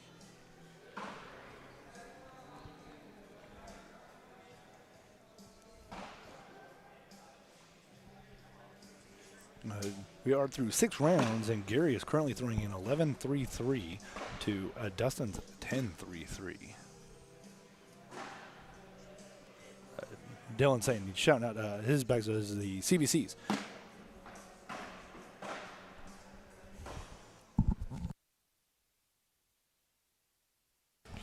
obviously Dylan being the owner of CBC. And I know I've seen their tents at a lot of the other events that we've been at throughout the course of the season. Yep, I've thrown several of their sets of bags as well. Thrown the Ronin for sure, and that blind draw that I got paired with Gary, I threw his Phoenixes. So that was an interesting shift for me throwing that bag, but I can tell you I wasn't gonna take Gary's bags out of his hands. That sometimes dude is. Sometimes you like to, depending on who you get paired with, you defer to the pro. Yeah, absolutely. It's like, I'm just going to try and keep it close.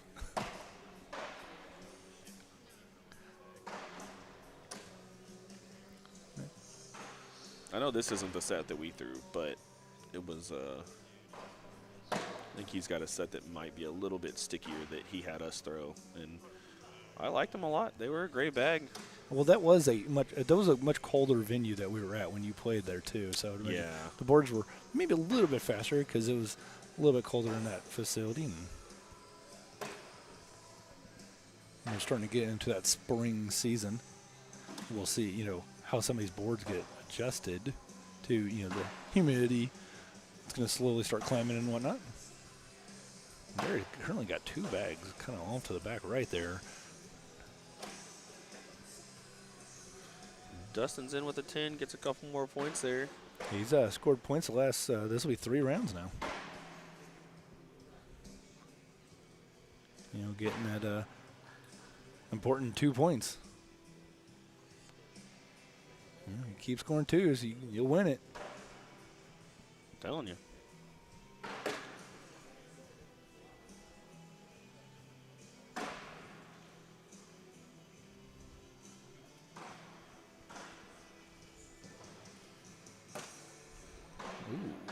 Unlucky bag there by Dustin. Dustin was definitely going for a block on that bag. Just came up a little short.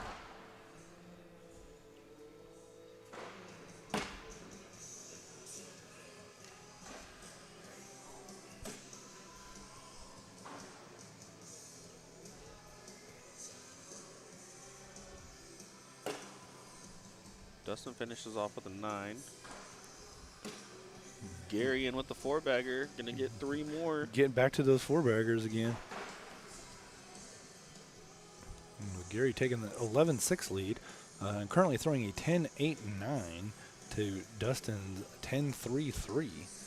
So these guys, keeping it less than a point difference, almost only a half a point difference.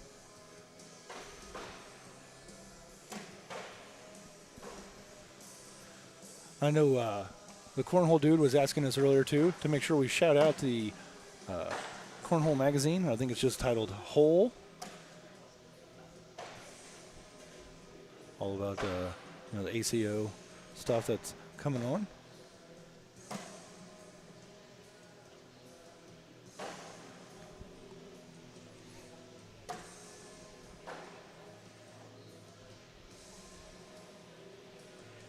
You see, it says Hole, the magazine for cornhole players and enthusiasts. Lots of cool stuff in here. Yeah. I see a little advertisement there for the Monster Cornhole too, which is the season runs a little bit differently from the looks of it. It starts in January, and then it's a nice little way to get points for the other players throughout the season. Like I said, for me, I'm excited about it because I'm not a Tier 1 player, so it gives me an opportunity to qualify for other things. Meanwhile, in this last round, Gary Bearpaw, gets another 4-bagger and gets 2 more points. Currently up 13-6. Again, on that Monster Cornhole though, we had top 1,000 get entered into a drawing, I believe, for all sorts of bonuses and perks for the world. The top number 1 player gets a specialized Monster Cornhole jersey. I know one of the things I'm gearing for is being in the top 250. They have a Monster Cornhole shirt.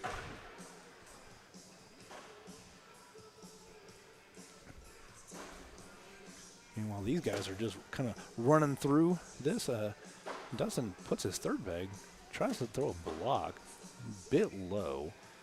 Almost works, though. If it was a little bit more to the left, Gary possibly would have hit that and bounced off of the board or over the hole. Dustin lining up his last bag. Going to try and go for the push. Hits his bag right on the top of it, and unfortunately does what I was basically just describing and shoots his last bag off of the back of the board, almost completely missing the rest of the board.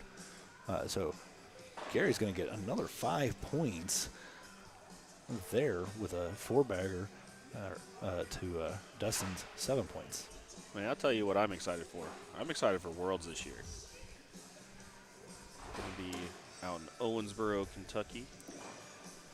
Which we were there a little over a month ago. We were. Yeah, we there's one of the super majors. That's a fantastic venue as well. I really liked how they had the monster cornhole stuff going on upstairs. So if you were out of it for other stuff, you had an opportunity to still get in some blind draws or get some extra throws in, potentially win some money. And like I said, score some points towards ranking for the monster cornhole stuff that was going on as well. We still got several majors left to go throughout the rest of the season. Our next stop is Bentonville, Arkansas, here in just a couple weeks.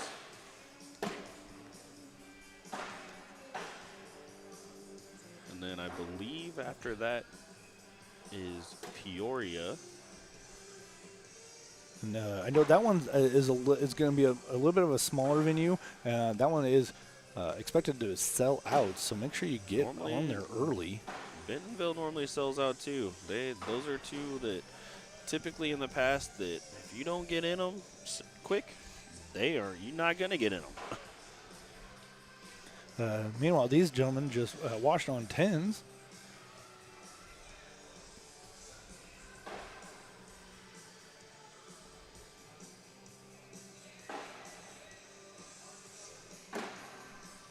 Gary still got that first bag, though. And Dustin's going to see if he can get some points back. Needs to try to figure out how to make Gary miss. So winner of this game will go on to play Chris Day in the third place match.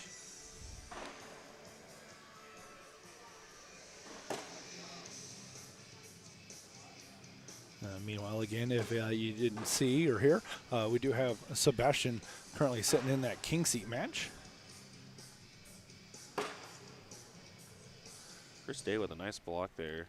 Going to force Gary to step out and going to try to split those bags and collect his. Gets one to go. Dustin got him to get that. Gary to get that miss, but he's also got one off the back. See if he can get this push here to at least get a wash. Great bag by Dustin.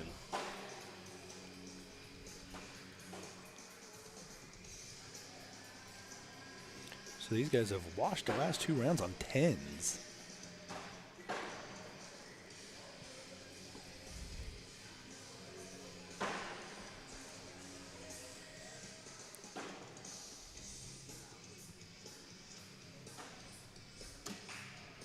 Gary goes for a block at the first bag.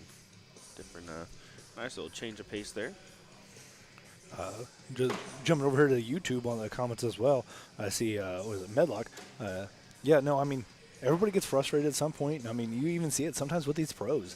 They miss a shot, they get very frustrated. You'll see them step away and take a quick breath, maybe close their eyes, just try to have this little almost like meditation moment, and then, all right, let's get back into it and get ourselves reset.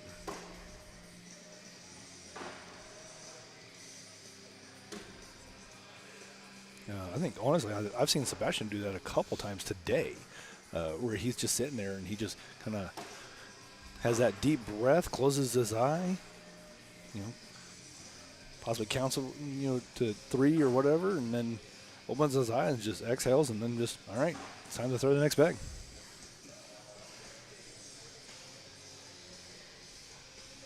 So the other thing you'll see is some throwers put the bags on the board and they pick up one at a time and throw them.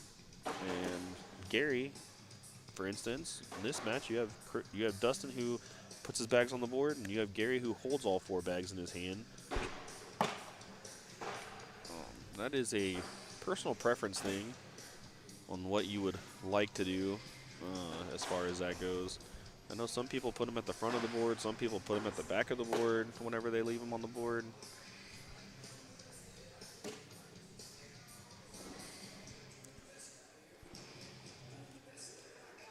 I know some people I've talked to about that, they do that just for the simple fact of it forces them to step out and kind of recollect themselves. Whether even if they just are throwing bags in the hole, it forces them to reset every throw. And I think we've talked about this before too. You could say that, like, well, when you get to that fourth bag, it's like, you don't ever have the other bags that you're holding on to. So sometimes people struggle with that fourth bag because they don't have something to do that counter. Meanwhile, on a PPR update, after a 4-bag wash, Gary is currently at an 11.07, and Dustin is at a 10.27.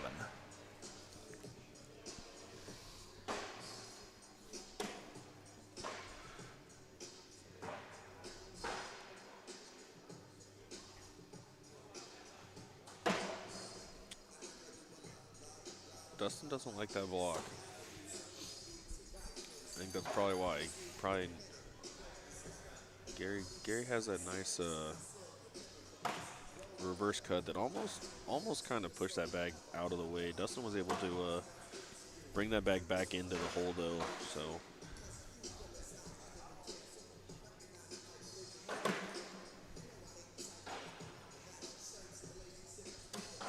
Gary in with another 4-bagger.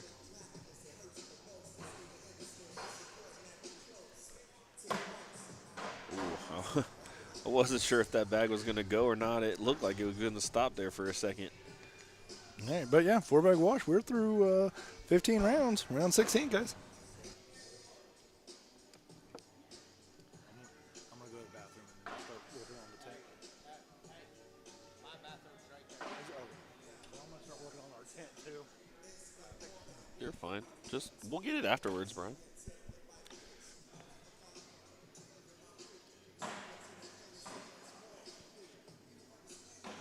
All right, so Gary's got 1 bag hanging on the back of the hole. Dustin's got 1 bag with the toe in the water, and they're both working their way back in.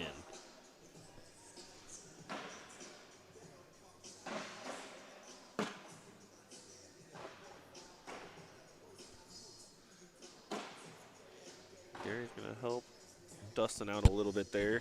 Drags his bag back in. That bag's dripping. There it goes.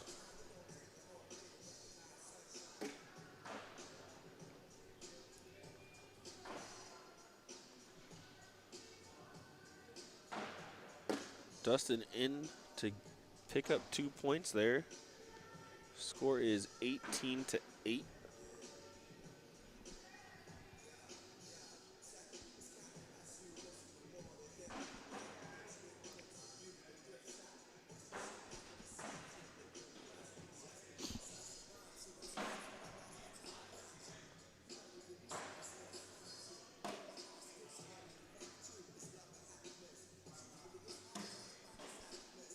Dustin just pushes through Gary's bag, or Gary pushes through Dustin's bag there.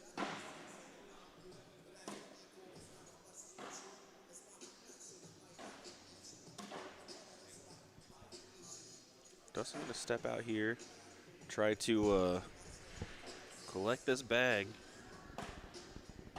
I like the replace there. I like that block. I like that that half-in block. That's why that bag kicks off just enough.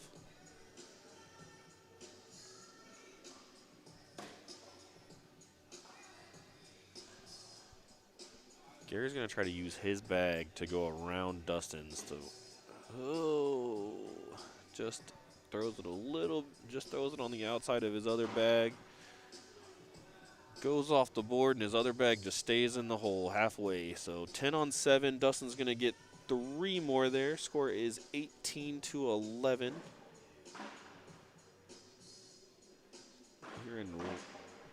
This will be round 19.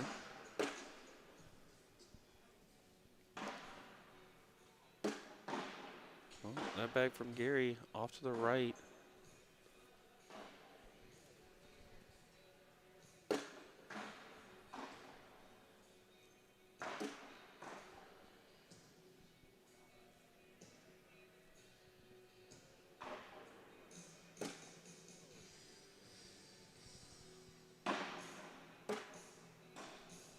That bag from Gary out to the back of the hole now. Got 2 bags that are pretty much out of play. So 12 on 8.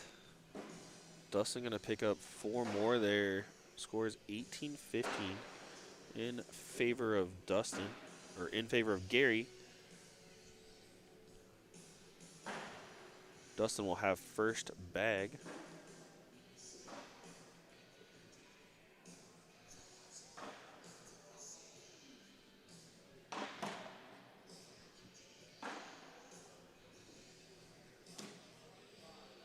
Gary just scoots on around Dustin's bag there. Dustin stepping out again, gonna try to collect this one. Pushes his bag in, hanging halfway in. Gary just right around it again. Fast side down for Dustin. It's a great bag. Yep. I think Gary tried to just sit on that bag. So Dustin's gonna force Gary to either go up or put it on or go through it, and Gary tries to go through it. His bag flips over Dustin's, pushes Dustin's in, and flips on the back of the hole. So Dustin's gonna get 4 more there, which is going to give Dustin the lead. That is a lead change, 19-18 in favor of Dustin now.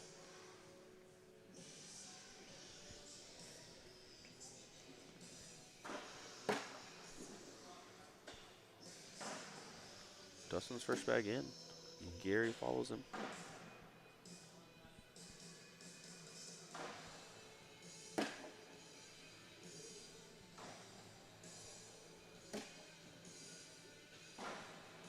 Gary pulls Dustin's bag back into the hole.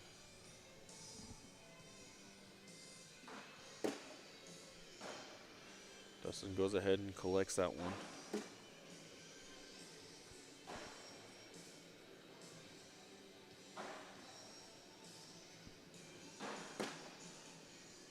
Oh no, Dustin. Oh, Gary gives it back to him. Gary was in for the win there. Another uncharacteristic front board from Dustin there, but Gary lets him off the hook. Score is 19-19.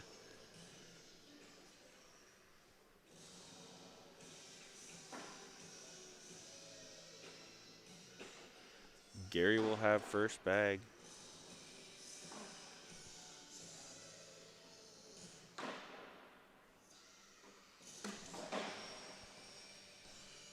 Gary's first bag in the hole.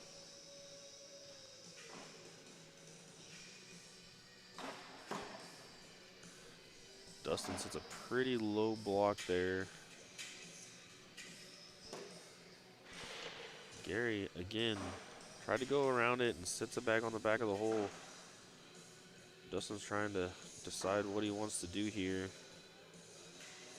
He's gonna stay middle.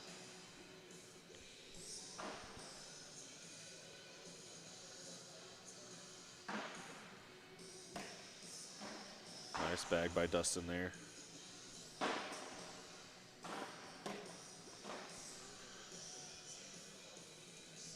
Dustin's gonna step out. I'm not sure if I'm assuming he's gonna try to collect that bag.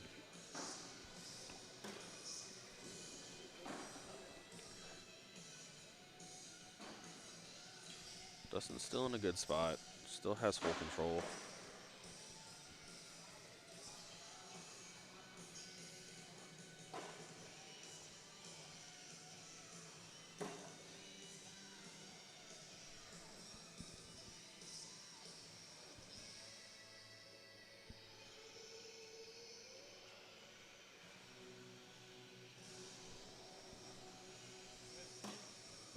Man.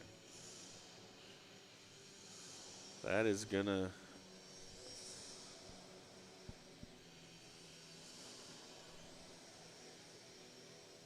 Yep, that's gonna do it. 8 on 6, Gary Bearpaw into the third place match. Dustin Arant takes fourth here in Tulsa, Oklahoma.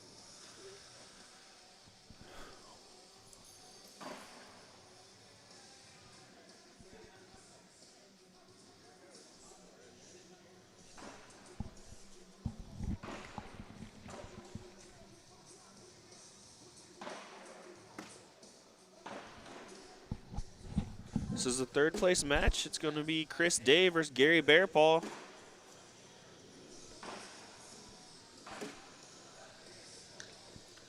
Going to take some down and backs.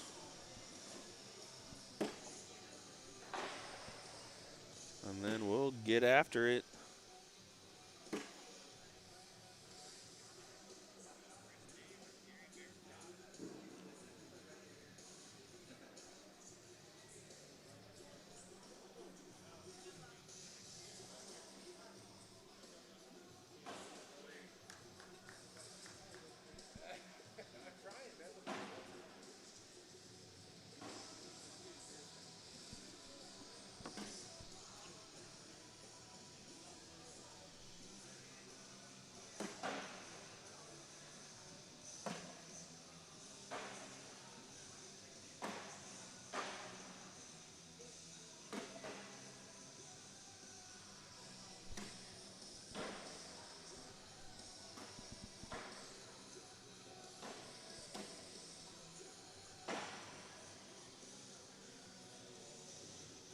Tyler Carroll, king seat is Sebastian Barger. So he will have to be double dipped whenever we get to that game. Right now, this is the third place game. These bags are going to be live. Chris Day sails his first one off the board.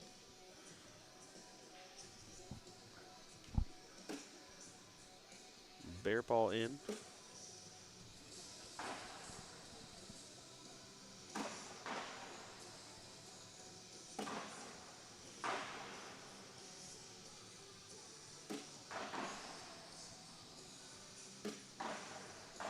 Chris Day finishes off with a 9. Bearpaw gets a 10, only picks up 1 on that round. So Bearpaw will start with a 1-0 lead.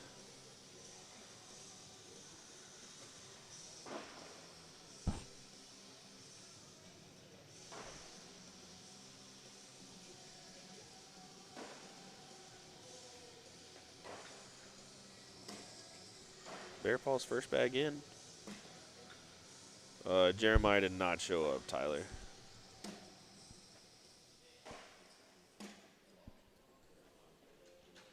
We're a long way from Columbus, Ohio. Yeah, we're quite a way away from Columbus, Ohio. I don't think he was planning on coming to this one, so.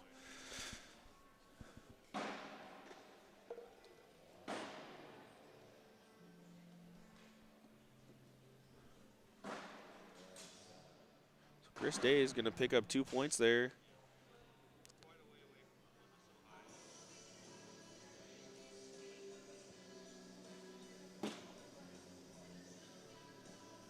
Chris Day's first bag in. Bearpaw hits a block. Chris Day's just going to push right through it.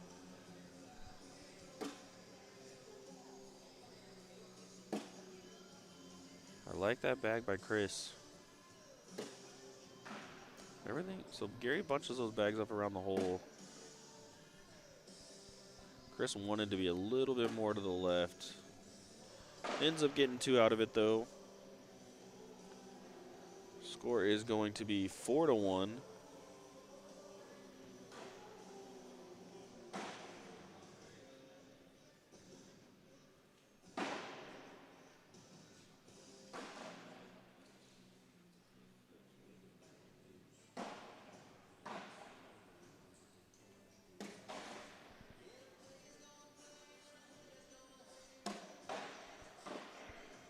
Bag hangs up on the hole with Gary Garrett, but Chris Day ends up taking it in with him. Gary on the other side of the hole now.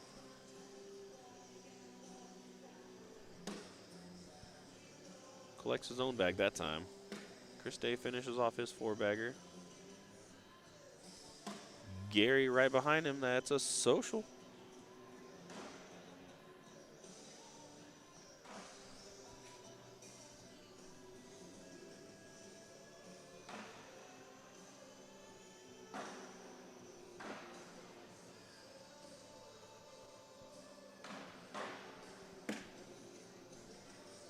Chris's first bag in the hole. Gary sets a block there. Chris with a replacement. I think he was just trying to go through it though. That halfway hang in the bag block is just creates all kinds of chaos sometimes. Gary ends up able to collect his own bag. Chris Day went up to try to drag that. Misses the airmail. Gary finishes with a 10, so it's 10 on 7. Gary's going to get 3 points there. Score ties it up at 4s.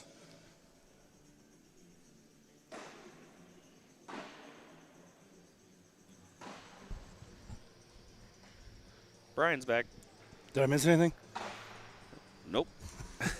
Just, it looks like Chris Day is currently up on Gary, though. It's 4 Oh, they just tied it up, didn't they? Yep, they just tied it up, 4-4. So. Billy England in the chat says, seems like a bag rubbing game to hear folks. You can almost go with the race car theme. If you ain't rubbing, you ain't racing, right? If you ain't rubbing, you ain't cornholing. Well, something like that, I guess. So that's going to be 12 on 10. Gary's going to pick up a couple more points there.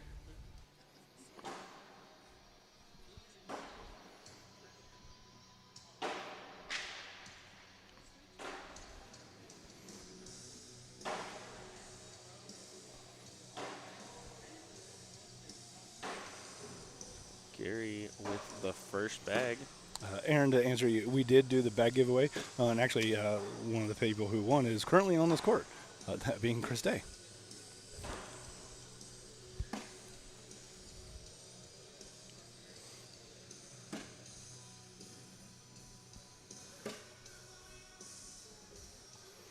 Oh, Billy came on. He's like, I meant running, not rubbing.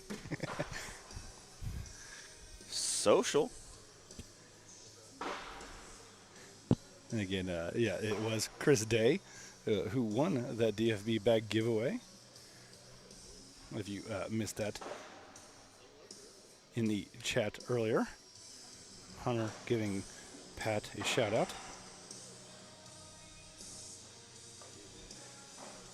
We have not had a chance to talk to him. We have not had a chance to talk to him yet, Aaron. I did find my wallet, Billy. Thanks.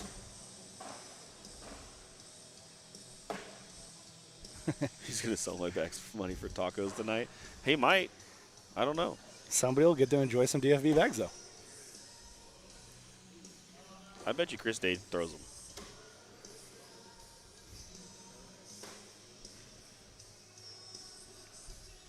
Chris's last bag hangs up on the back of the hole there. Gary's going to get a couple more points.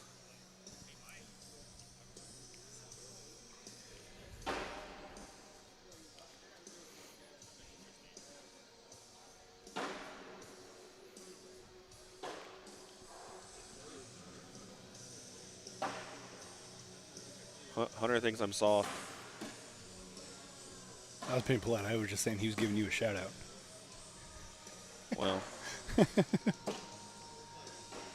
Hunter, see if I let you use my bags next time you need them at a tournament. Meanwhile, as far as a PPR update goes, no, Hunter's a great friend of mine. So.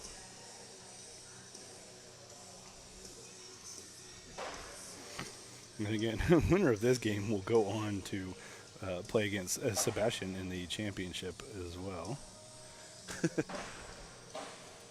Oh, be on the lookout. One of one set of DFB bags. We survived the Tulsa tornado.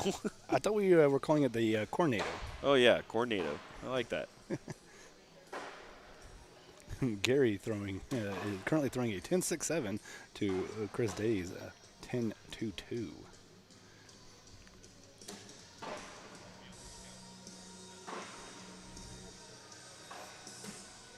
Chris Day try to cut around that bag on the outside there. Just ends up just stopping. Goes through Gary's bag, pulls his bag in a little bit.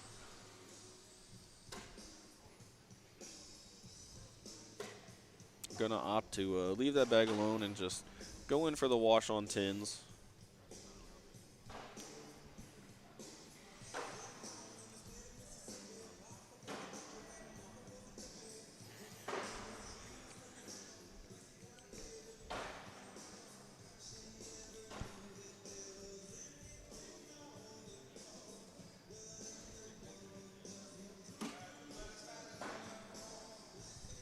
So yeah, if you weren't on the feed last night, we did have to pause play for a little while, and because we were having to seek some shelter because we were in the middle of a tornado warning. We're gonna say seek shelter lightly, quote unquote. I think half the people I watched run outside, and half of the people ran to the shelter. So, Billy, I'm not sure. I have seen Gary smile for sure, though. So he does smile. I don't know if he smiles while he's playing cornhole, though. But he definitely does smile at some point. I've seen it in person. Can confirm there are teeth. Yeah, I was making the comment earlier, Billy. Like he throws his fourth bag and then stands there like he's getting ready to throw another bag.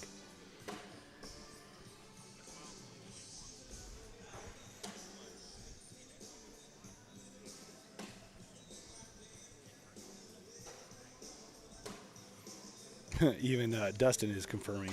I've seen him smile or grin once or twice.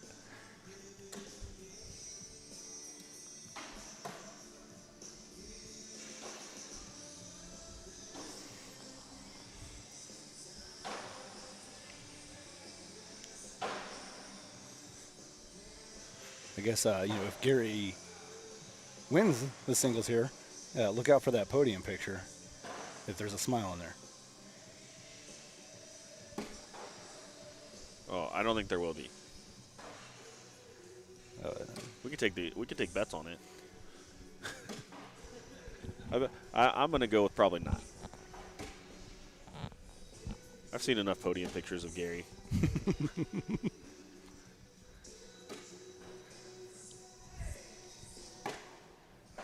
Great last bag there by Chris. And Gary's gonna leave one. Chris gets a couple more points there. Score is 10-8. These guys are keeping it close. We're through 13 rounds, being only 10-8. Gary throwing a 10-6-4, and Chris is at a 10-4-6. So there is only a difference of 0.15 between these two guys right now.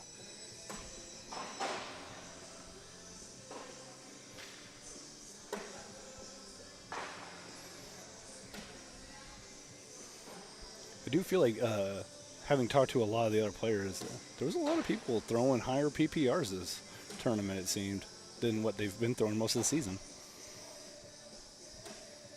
I think that a lot of people are just really finding their groove right now. You're kind of at that like little past midpoint of the season. People are really starting to find their groove, and little tweaks that they've made to their throw have finally like come into play, and they figured it out. And so I think that that's a pretty normal trend for this time of year. Is you're going to start seeing people's PPR go up little by little. You're going to start seeing these higher PPRs in these tournaments for sure.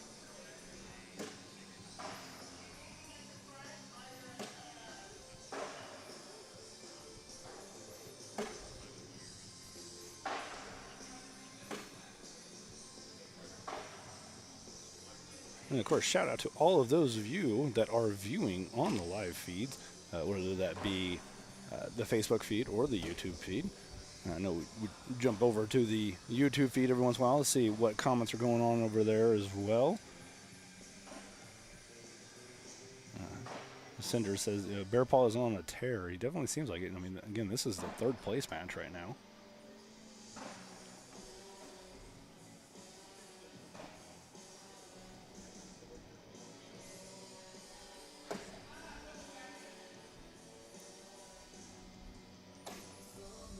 And then we got, I'm not sure. I'm just going to say Singer saying DFB bags are awesome.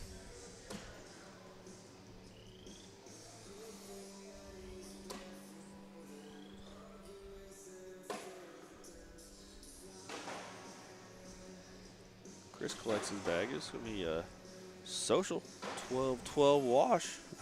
Darren in the Facebook chat is asking what bags is Chris throwing. I'm not entirely sure. Our technician over here, his phone's going off. He's got cricket sounds. We thought there was a cricket in the building for a second. I'm not 100% sure what bags Chris throws. If anyone in the chat knows and can help us out what his bag sponsor is.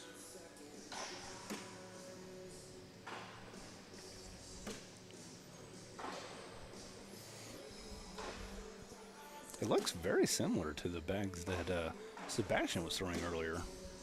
They're not. As far as coloring. Yeah, they're close. So it's hard to tell. It's a darker color, so it's hard to tell.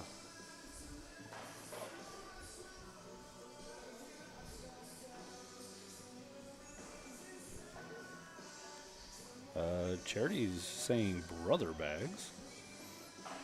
Okay, so he's throwing. So Chris Day throws brothers bags. Also, familiar with that company. I believe we have some people back home that throw those. So.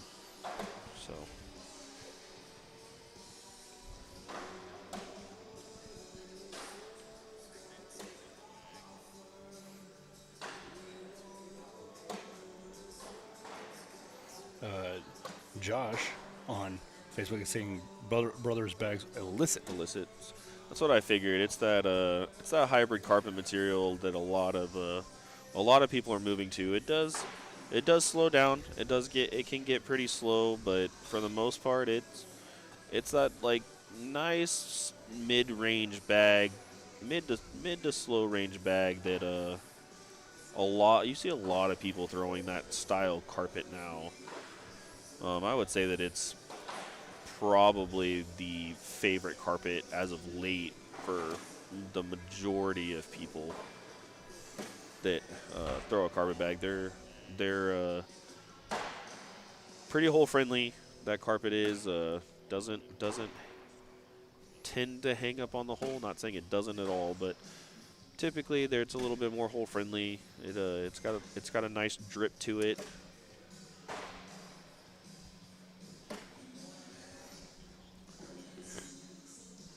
Meanwhile, they wash on 10s on that round, but Gary did just recently get 2 more added to the score. Currently, through 19 rounds, Gary's up 14-8, and is throwing a 10-9-5 to Chris Day's 10-6-3. And again, that is through 19 rounds at this point. Gary with a block on Chris Day's side. Chris is just going to cut right around it. Gary shoves his bag up into the hole a little bit. See what Chris decides to do. He goes block on Gary's side. In the background, looks like we got a couple players that are playing some long-range cornhole. Gary's going to try to go around. That's a great bag by Gary.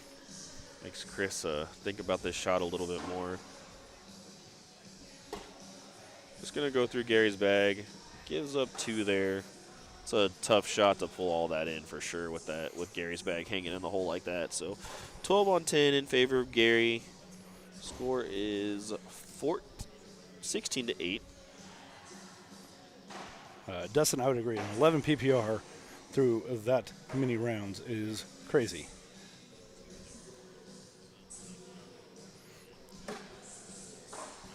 Gary's first bag in the hole. Chris Day right behind it.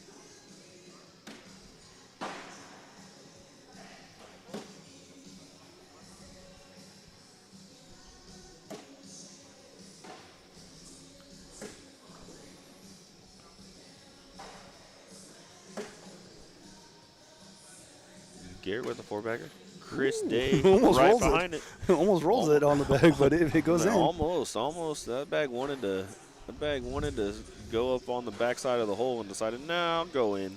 It's like, fine.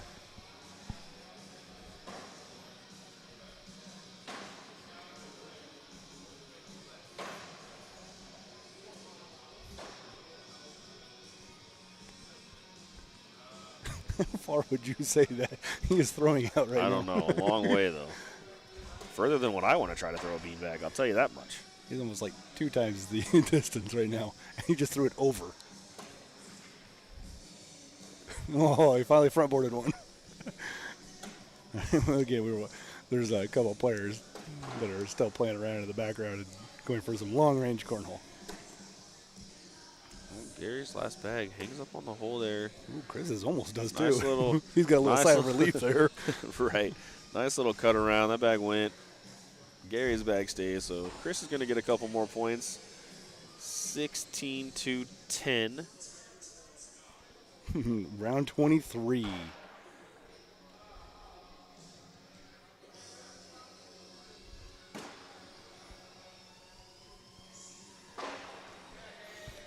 Gary also being one of the solid senior players. I can only imagine how many bags he throws in a weekend right now. Pretty sure he won seniors. I'm pretty this sure he weekend. did too.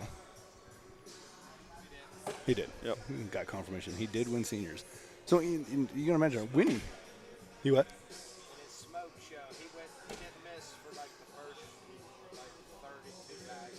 32 bags. So, Wow, that's crazy. Take this over and just say he didn't miss the first 2 bags.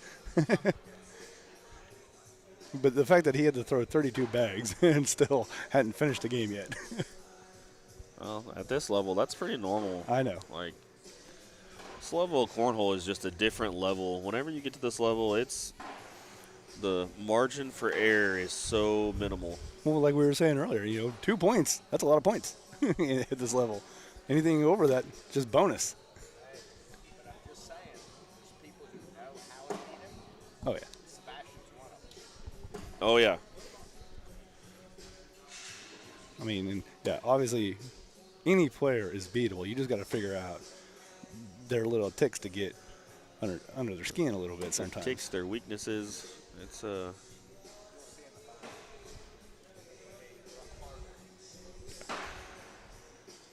Chris Day's going to try to sit right behind those bags.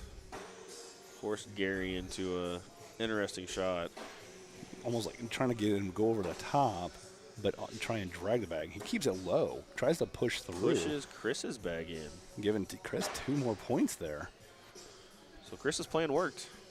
Yeah, that was a smart play.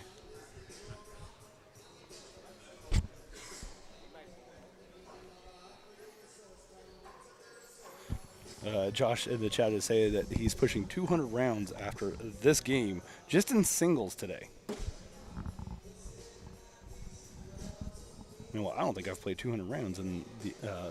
That's crazy.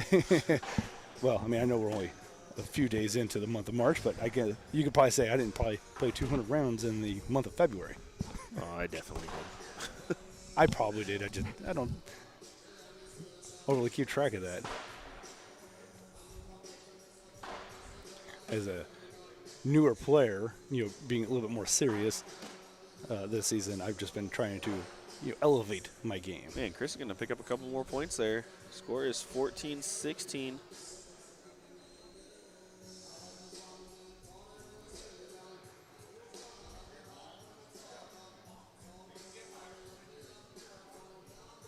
You got to figure. So Josh is saying 200 rounds. Now multiply that by 4, and that's how many bags he's throwing. Yeah.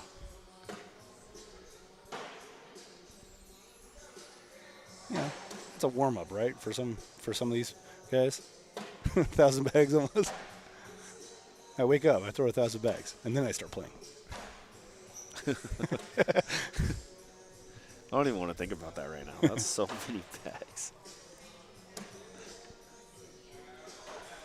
Gary's got another bag out of play. Oh, Chris Day's over there with him now. Gary tries to miss it. Well, sorry, not miss it. He tried. I don't think he tried tried to miss Chris's bag, hitting the left side of the hole. It's been a long day for us, too. Yeah, Gary's just out here trying to miss on purpose. Oh. I just missed a few words there. Chris's first bag in. So with that round, Chris tied it all up at 16. First to 5 wins.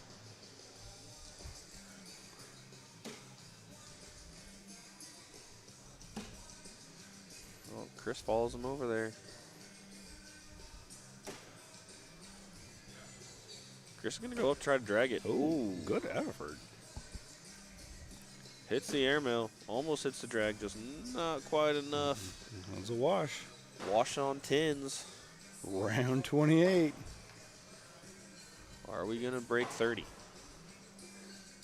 don't know, with the way these guys are saying, I'd say definitely say so.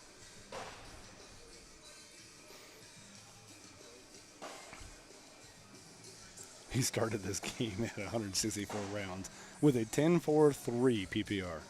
That's crazy. Good block there by Gary. Oh, that was just unfortunate. And currently with the game being tied, The hole just spit that bag back out. both of these guys are at a 10-6-7 for their PPR. Good bag by Gary.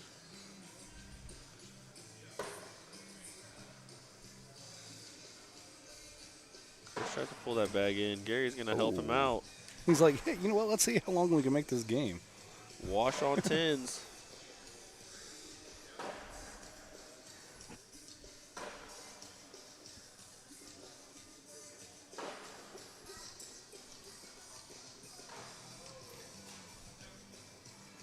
Yeah, Cinder, we were talking back over on the YouTube comments. Cinder, we were talking about, we knew that Gary was throwing some CBCs.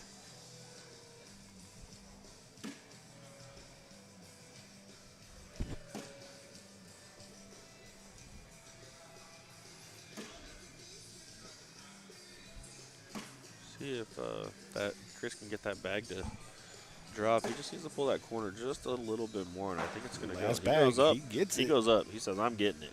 He tried with that third one. He didn't look like he was too happy with himself. But He said, still "Nope." had one bag in hand, so got it and got it. He said, I'm going up. I'm getting this thing. So we are on round 30. And it is 16-16. Having washed the last 2 rounds. 3 rounds.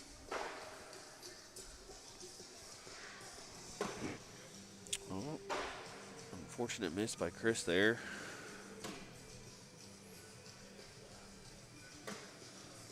Chris is trying to pull that bag back in a little by little. Gary's helping him out a little bit too.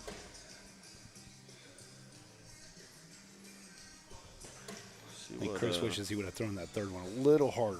Chris is going up. He's off the board. Gary is in for the win. He does. That'll do it.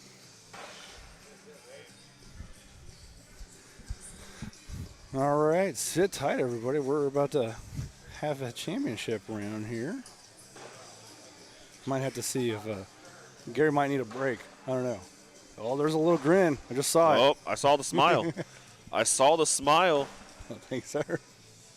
It just happened on the live court. It's there. It happens. Oh, Okay. there it is in the feed. You see it just He does briefly. You smile, go back. guys. Everybody that wanted to know. Somebody clip that. He does, in fact, smile. Sebastian going to make Gary switch sides here.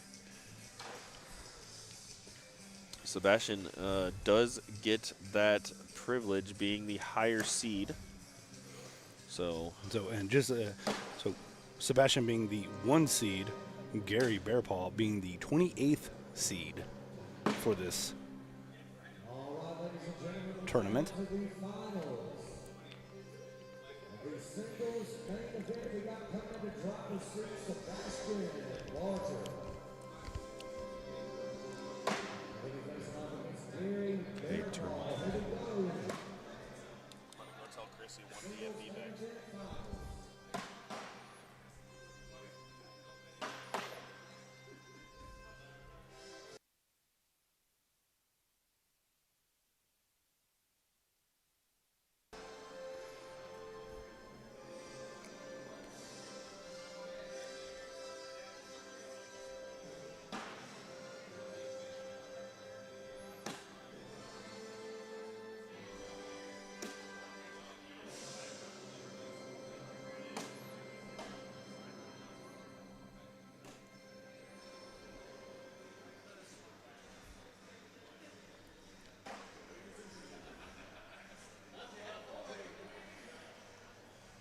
So yeah, Gary stepped away just for a moment, taking a quick little bite, having just ran through basically a marathon there, having played just in the last 2 games. That was 30, and then the game before that was 22 rounds. So he's thrown 52 rounds just in the last 2 games. So he's just taking a quick little break to get a little bite to eat.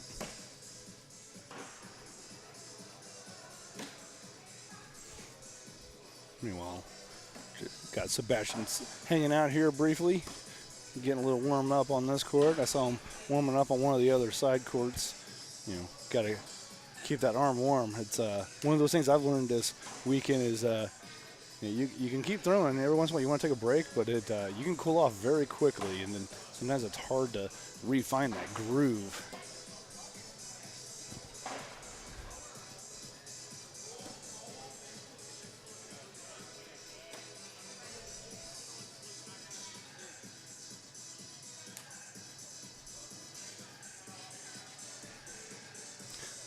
Thank you, there, AP Schneider. Yeah, Levi Haddock and Chase Lester won doubles.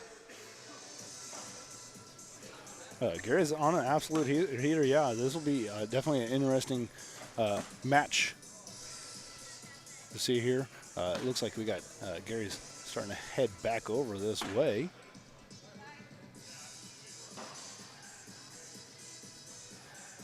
And again, if Gary gets the first match, they will turn around and play again, with Sebastian being in the king seat. And if Sebastian pulls this win out, then that will be it for this tournament.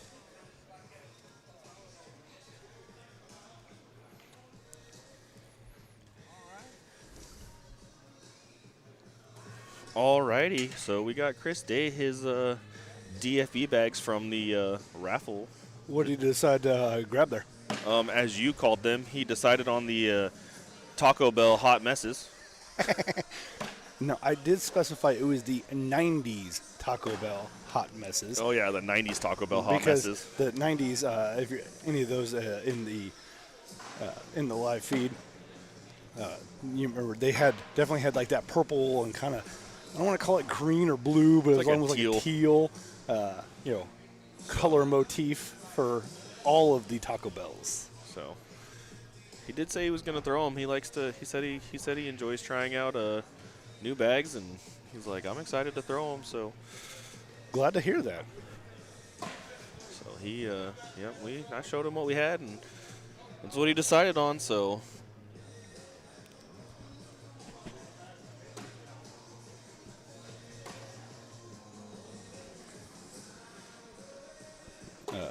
AP, yes, this should definitely be a good game.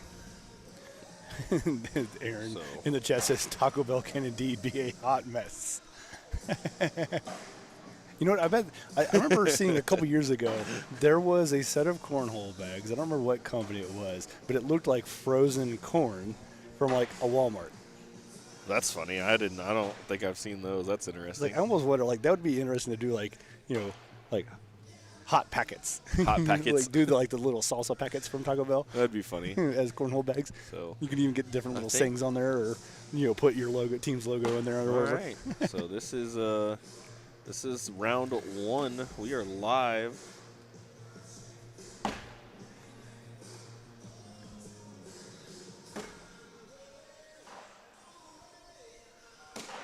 I am definitely a pop culture reference type of individual. So if I see something, I'm going to call it out as I see it. That's why I called them the 90s Taco Bell colors. Jackson finishes off the 4-bagger. Gary right behind him with the social. Your kid cracked me up. He's like, oh, yeah, I want those. I'm like, you don't even know what 90s Taco Bell looked like. Yeah.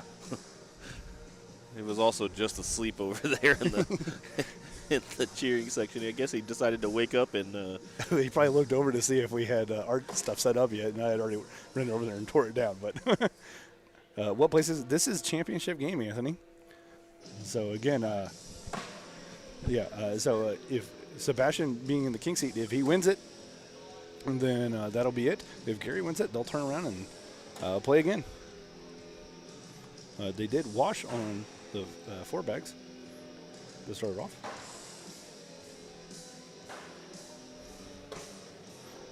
Gary went for the bar of soap there. For sure. Just missed it. Goes up.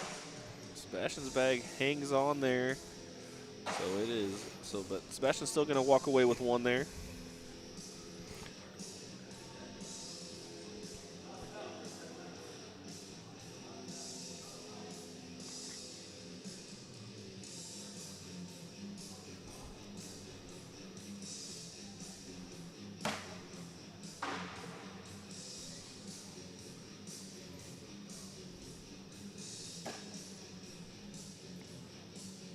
Smooth first bag by Gary there.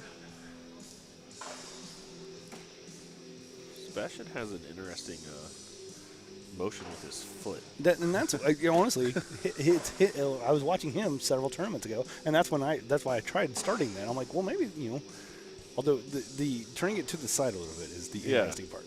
But having seen him do the toe up and then putting it down as he was moving forward is why I tried that out. I'm like, he's the king of cornhole currently. Like, Gary with a roll back there.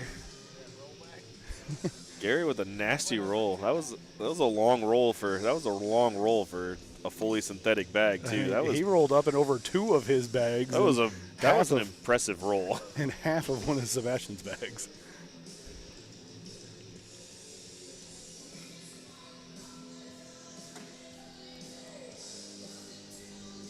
Chris Norris says it's going 2 games. And AP saying 27 question mark. Oh, over. Oh, we're doing over under. Over under on rounds. Oh, okay. Well, I mean, I don't want to say it's going to go that high, but maybe between the 2 games, if we do a double dip. Oh.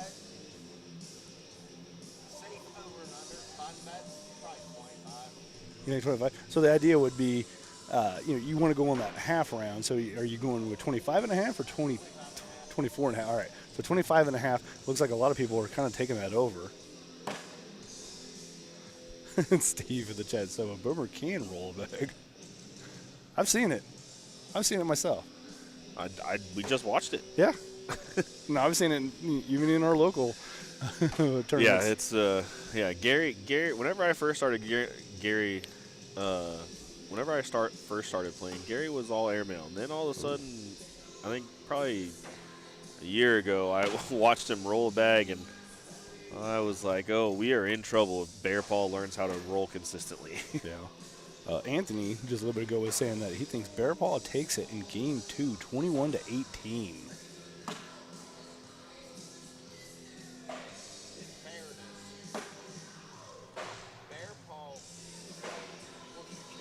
Yeah. Oh, yeah.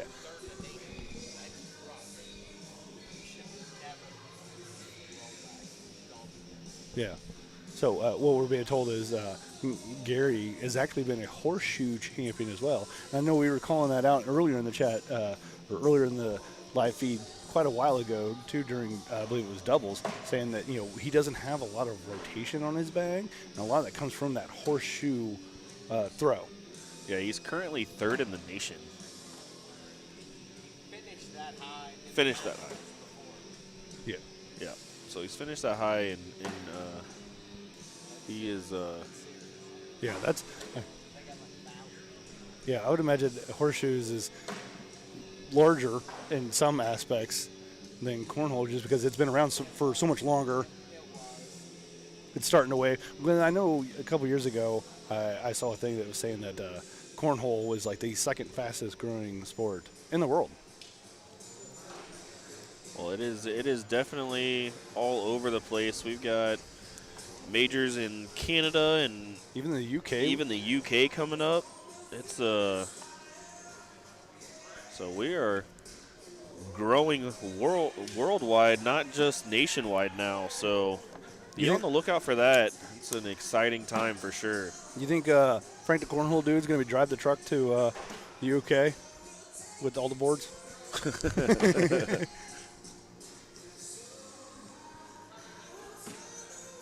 Amphibious truck. Gary currently winning this game 4-3 over Sebastian. Can we replay the roll?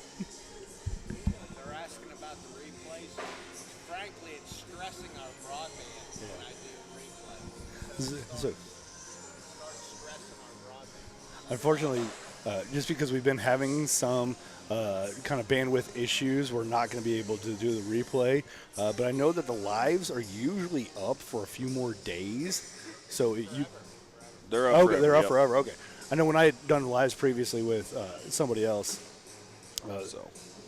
they usually only stayed up for a little bit. But I know Facebook has made some, or Meta, if you will, has made some changes in the last year.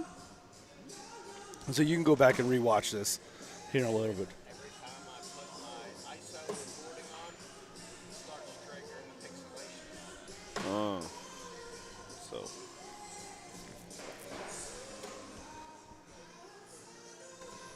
Gary with a miss on his fourth bag. Oh, Sebastian's bag rolls, and It's two washes in a row now for these guys. sticks on the backside on the fast side. Previously, they washed on 12s, and now they just washed on 10s. Sebastian is throwing basement bag rippers, and Gary still throwing his CBC Phoenix.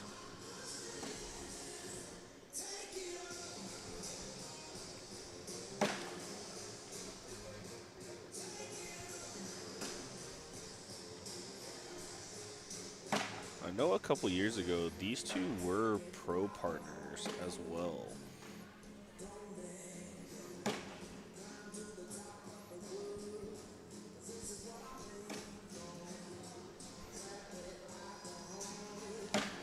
Sebastian got some there.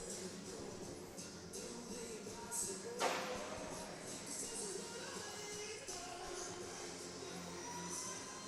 think whenever we first started getting ACO in the Kansas City area 2 years ago, I believe, Sebastian and Bear Paw were partners for that season.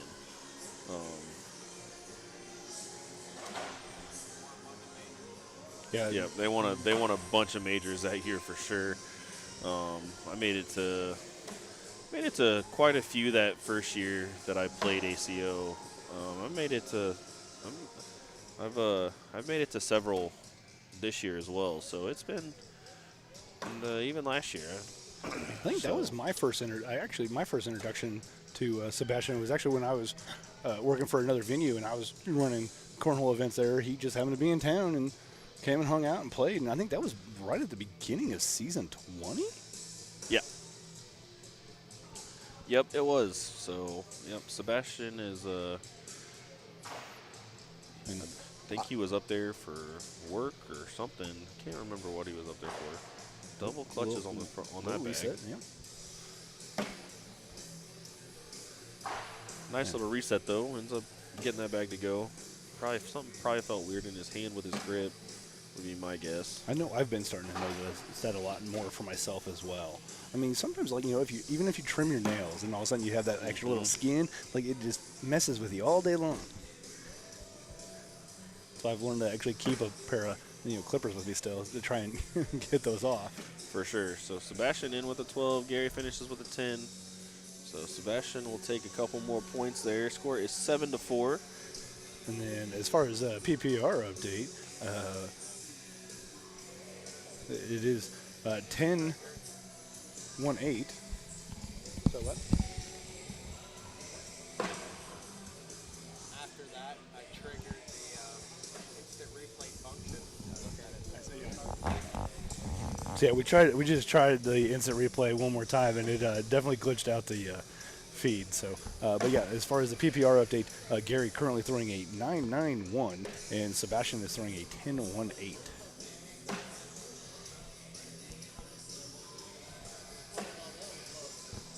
Go back to the.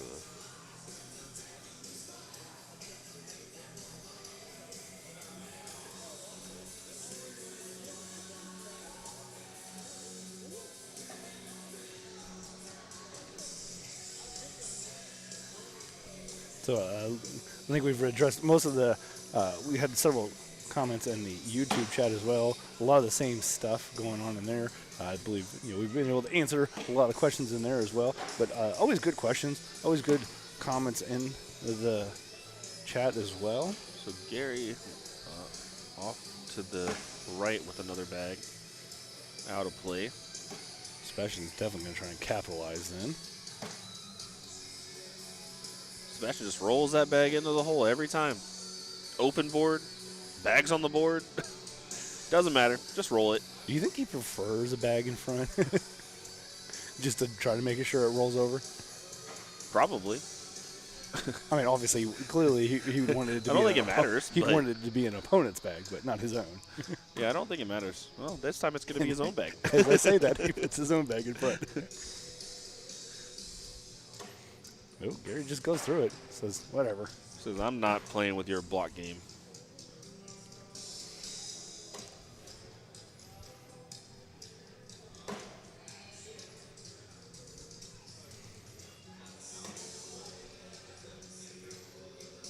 I feel like these guys have definitely picked up the pace of this game from what they started Man, at. Gary, And that might have actually skipped over the hole on that hurt last Gary. bag.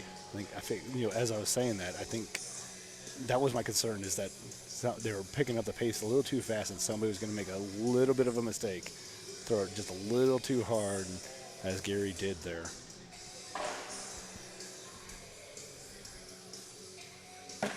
Sebastian tries to go back to that block.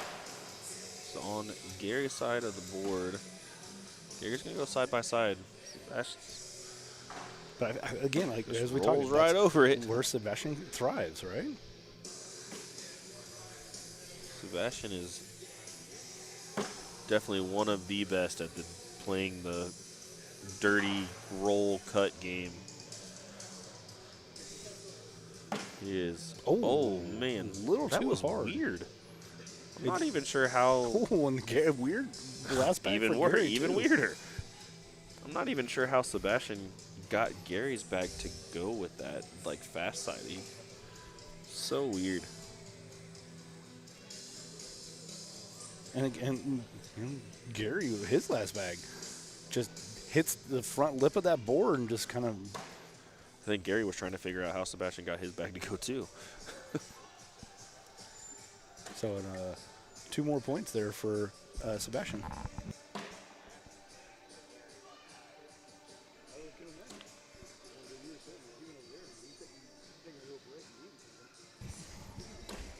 Maybe we're seeing a little bit of that fatigue from throwing so many rounds as well.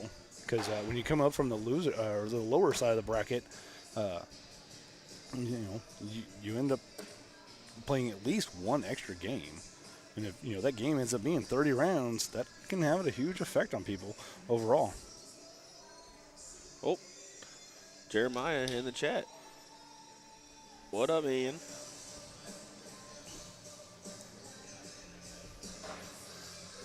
Yeah, and as AP is calling it, we're already in round.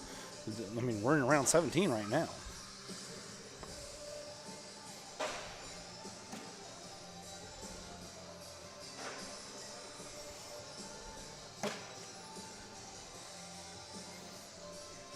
I mean, we were talking about rounds and bags being thrown, but I mean, think about, it's like a pitcher in baseball, right? They always talk about all their pitches, but you don't ever keep track of all the, simulated games and just warm-up sessions and stuff like that. So, like in Cornhole, if you're off on a sideboard just trying to stay warm. What a drag. You don't keep track of how many bags are actually being thrown. It was a great drag by Sebastian. Just had a little bit of the corner of his bag, went up and smacked that airmail.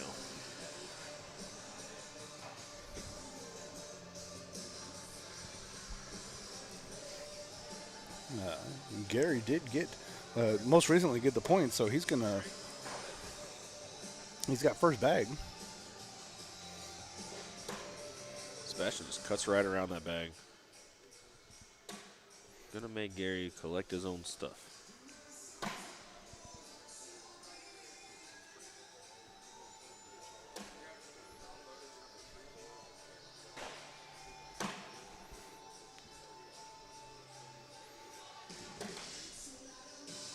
Gary finishes off his 4-bagger. Oh, Sebastian's bag checks up. Just a little short. Gary getting 2 more points back. 4th bag block. It's my favorite block of the game.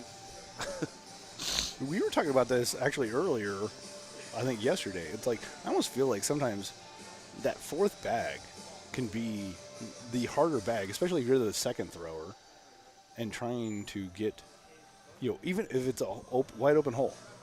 It almost seems like, oh, this should be an easy in. And you just don't quite throw it hard enough, and it just lays up right in front.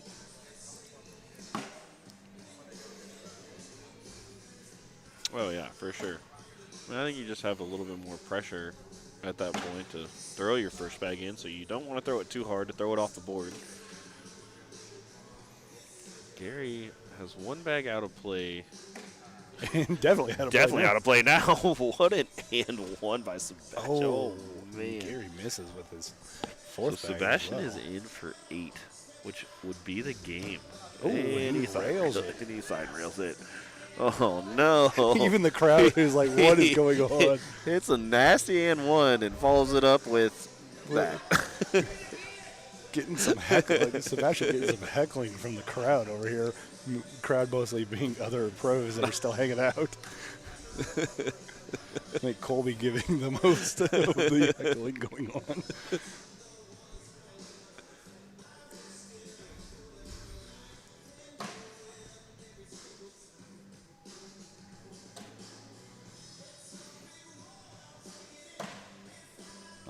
Side by side, let's see what Gary does here. See, good bag. I'm telling you, the side by side is the one.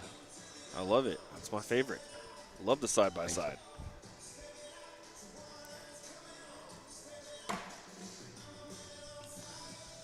Sebastian says, I see it. Got to be in.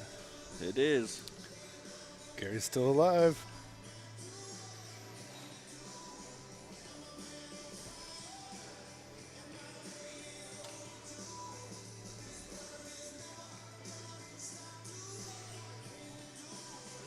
Sebastian with first bag, though.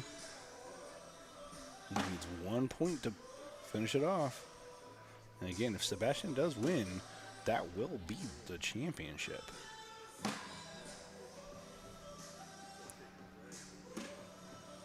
Damon Dennis has a roll bag too.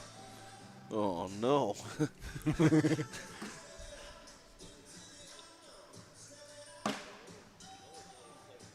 I liked it better when the seniors just had airmails. It's just an unfair advantage now. I guess it's not really. I guess it's not an advantage anymore. It's just an even playing field whenever the seniors start rolling too. But I mean, with that being said, you're going to start seeing a lot of these seniors, winning their seniors division and being much more competitive in a lot of the, the singles and doubles as well. Well, yeah. Yeah. Yeah, Gary, I think Gary is definitely wore out here. And, well, he's definitely fighting, though. He's going to fight it tooth and nail all the way. for sure. Gary is not going to give up. I've seen Gary do some crazy things, even being worn out. So, but that being said, he's only down to one. He's down to 0 misses. So he will have first bag for the rest of the game. Score is 20-10. We're around 23.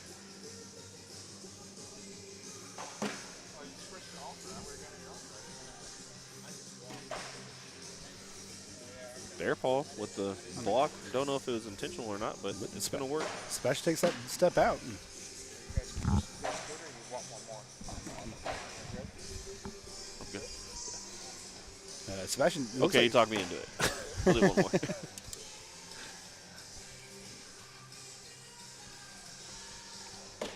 Sebastian basically also throws a block up there. And that's going to be. It's going to do it. Do it. Sebastian's like, almost contemplating, like, should I throw this last bag? Yeah, sure. Well, he didn't want to knock Gary's bag in somehow and end up on the board. So maybe that's what that pause was more of a, all right, maybe should I just get set up and don't accidentally knock it in and, wash on tens. Yep. So, Sebastian Barger, your Season 21 ACO Tulsa Major Champion. And he won doubles too, I believe. Or no, it wasn't. He won co-ed, is what it was. Yep. Chase and who was it? I'm blanking on the other guy's name. Who won? Chase Lester and Levi Haddock won doubles. Yeah, won doubles. So that will do it for us. We have Bentonville, Arkansas as the next stop on the tour. 2 weeks away. Get registered. Hope to see y'all there. And we'll be signing out. Again, this has been Pat and Brian covering most of the as much of the commentary as we could for this tournament. But yeah, absolute blast. Thank you to, again, Tulsa Sports for being part of this tournament. Also shout out to BD Cornhole for being in the house. And then also DFB, Dumpster Fire Bags, but also being in the house along with Renewal by Anderson. And then I know we got a couple other sponsors popping up there, including, Acai River Distilling, the official whiskey of Cornhole. I need to get me some of that so I can try that. For sure. But yeah, it's been an awesome tournament, and we'll talk to you guys all next time. Thank you so much.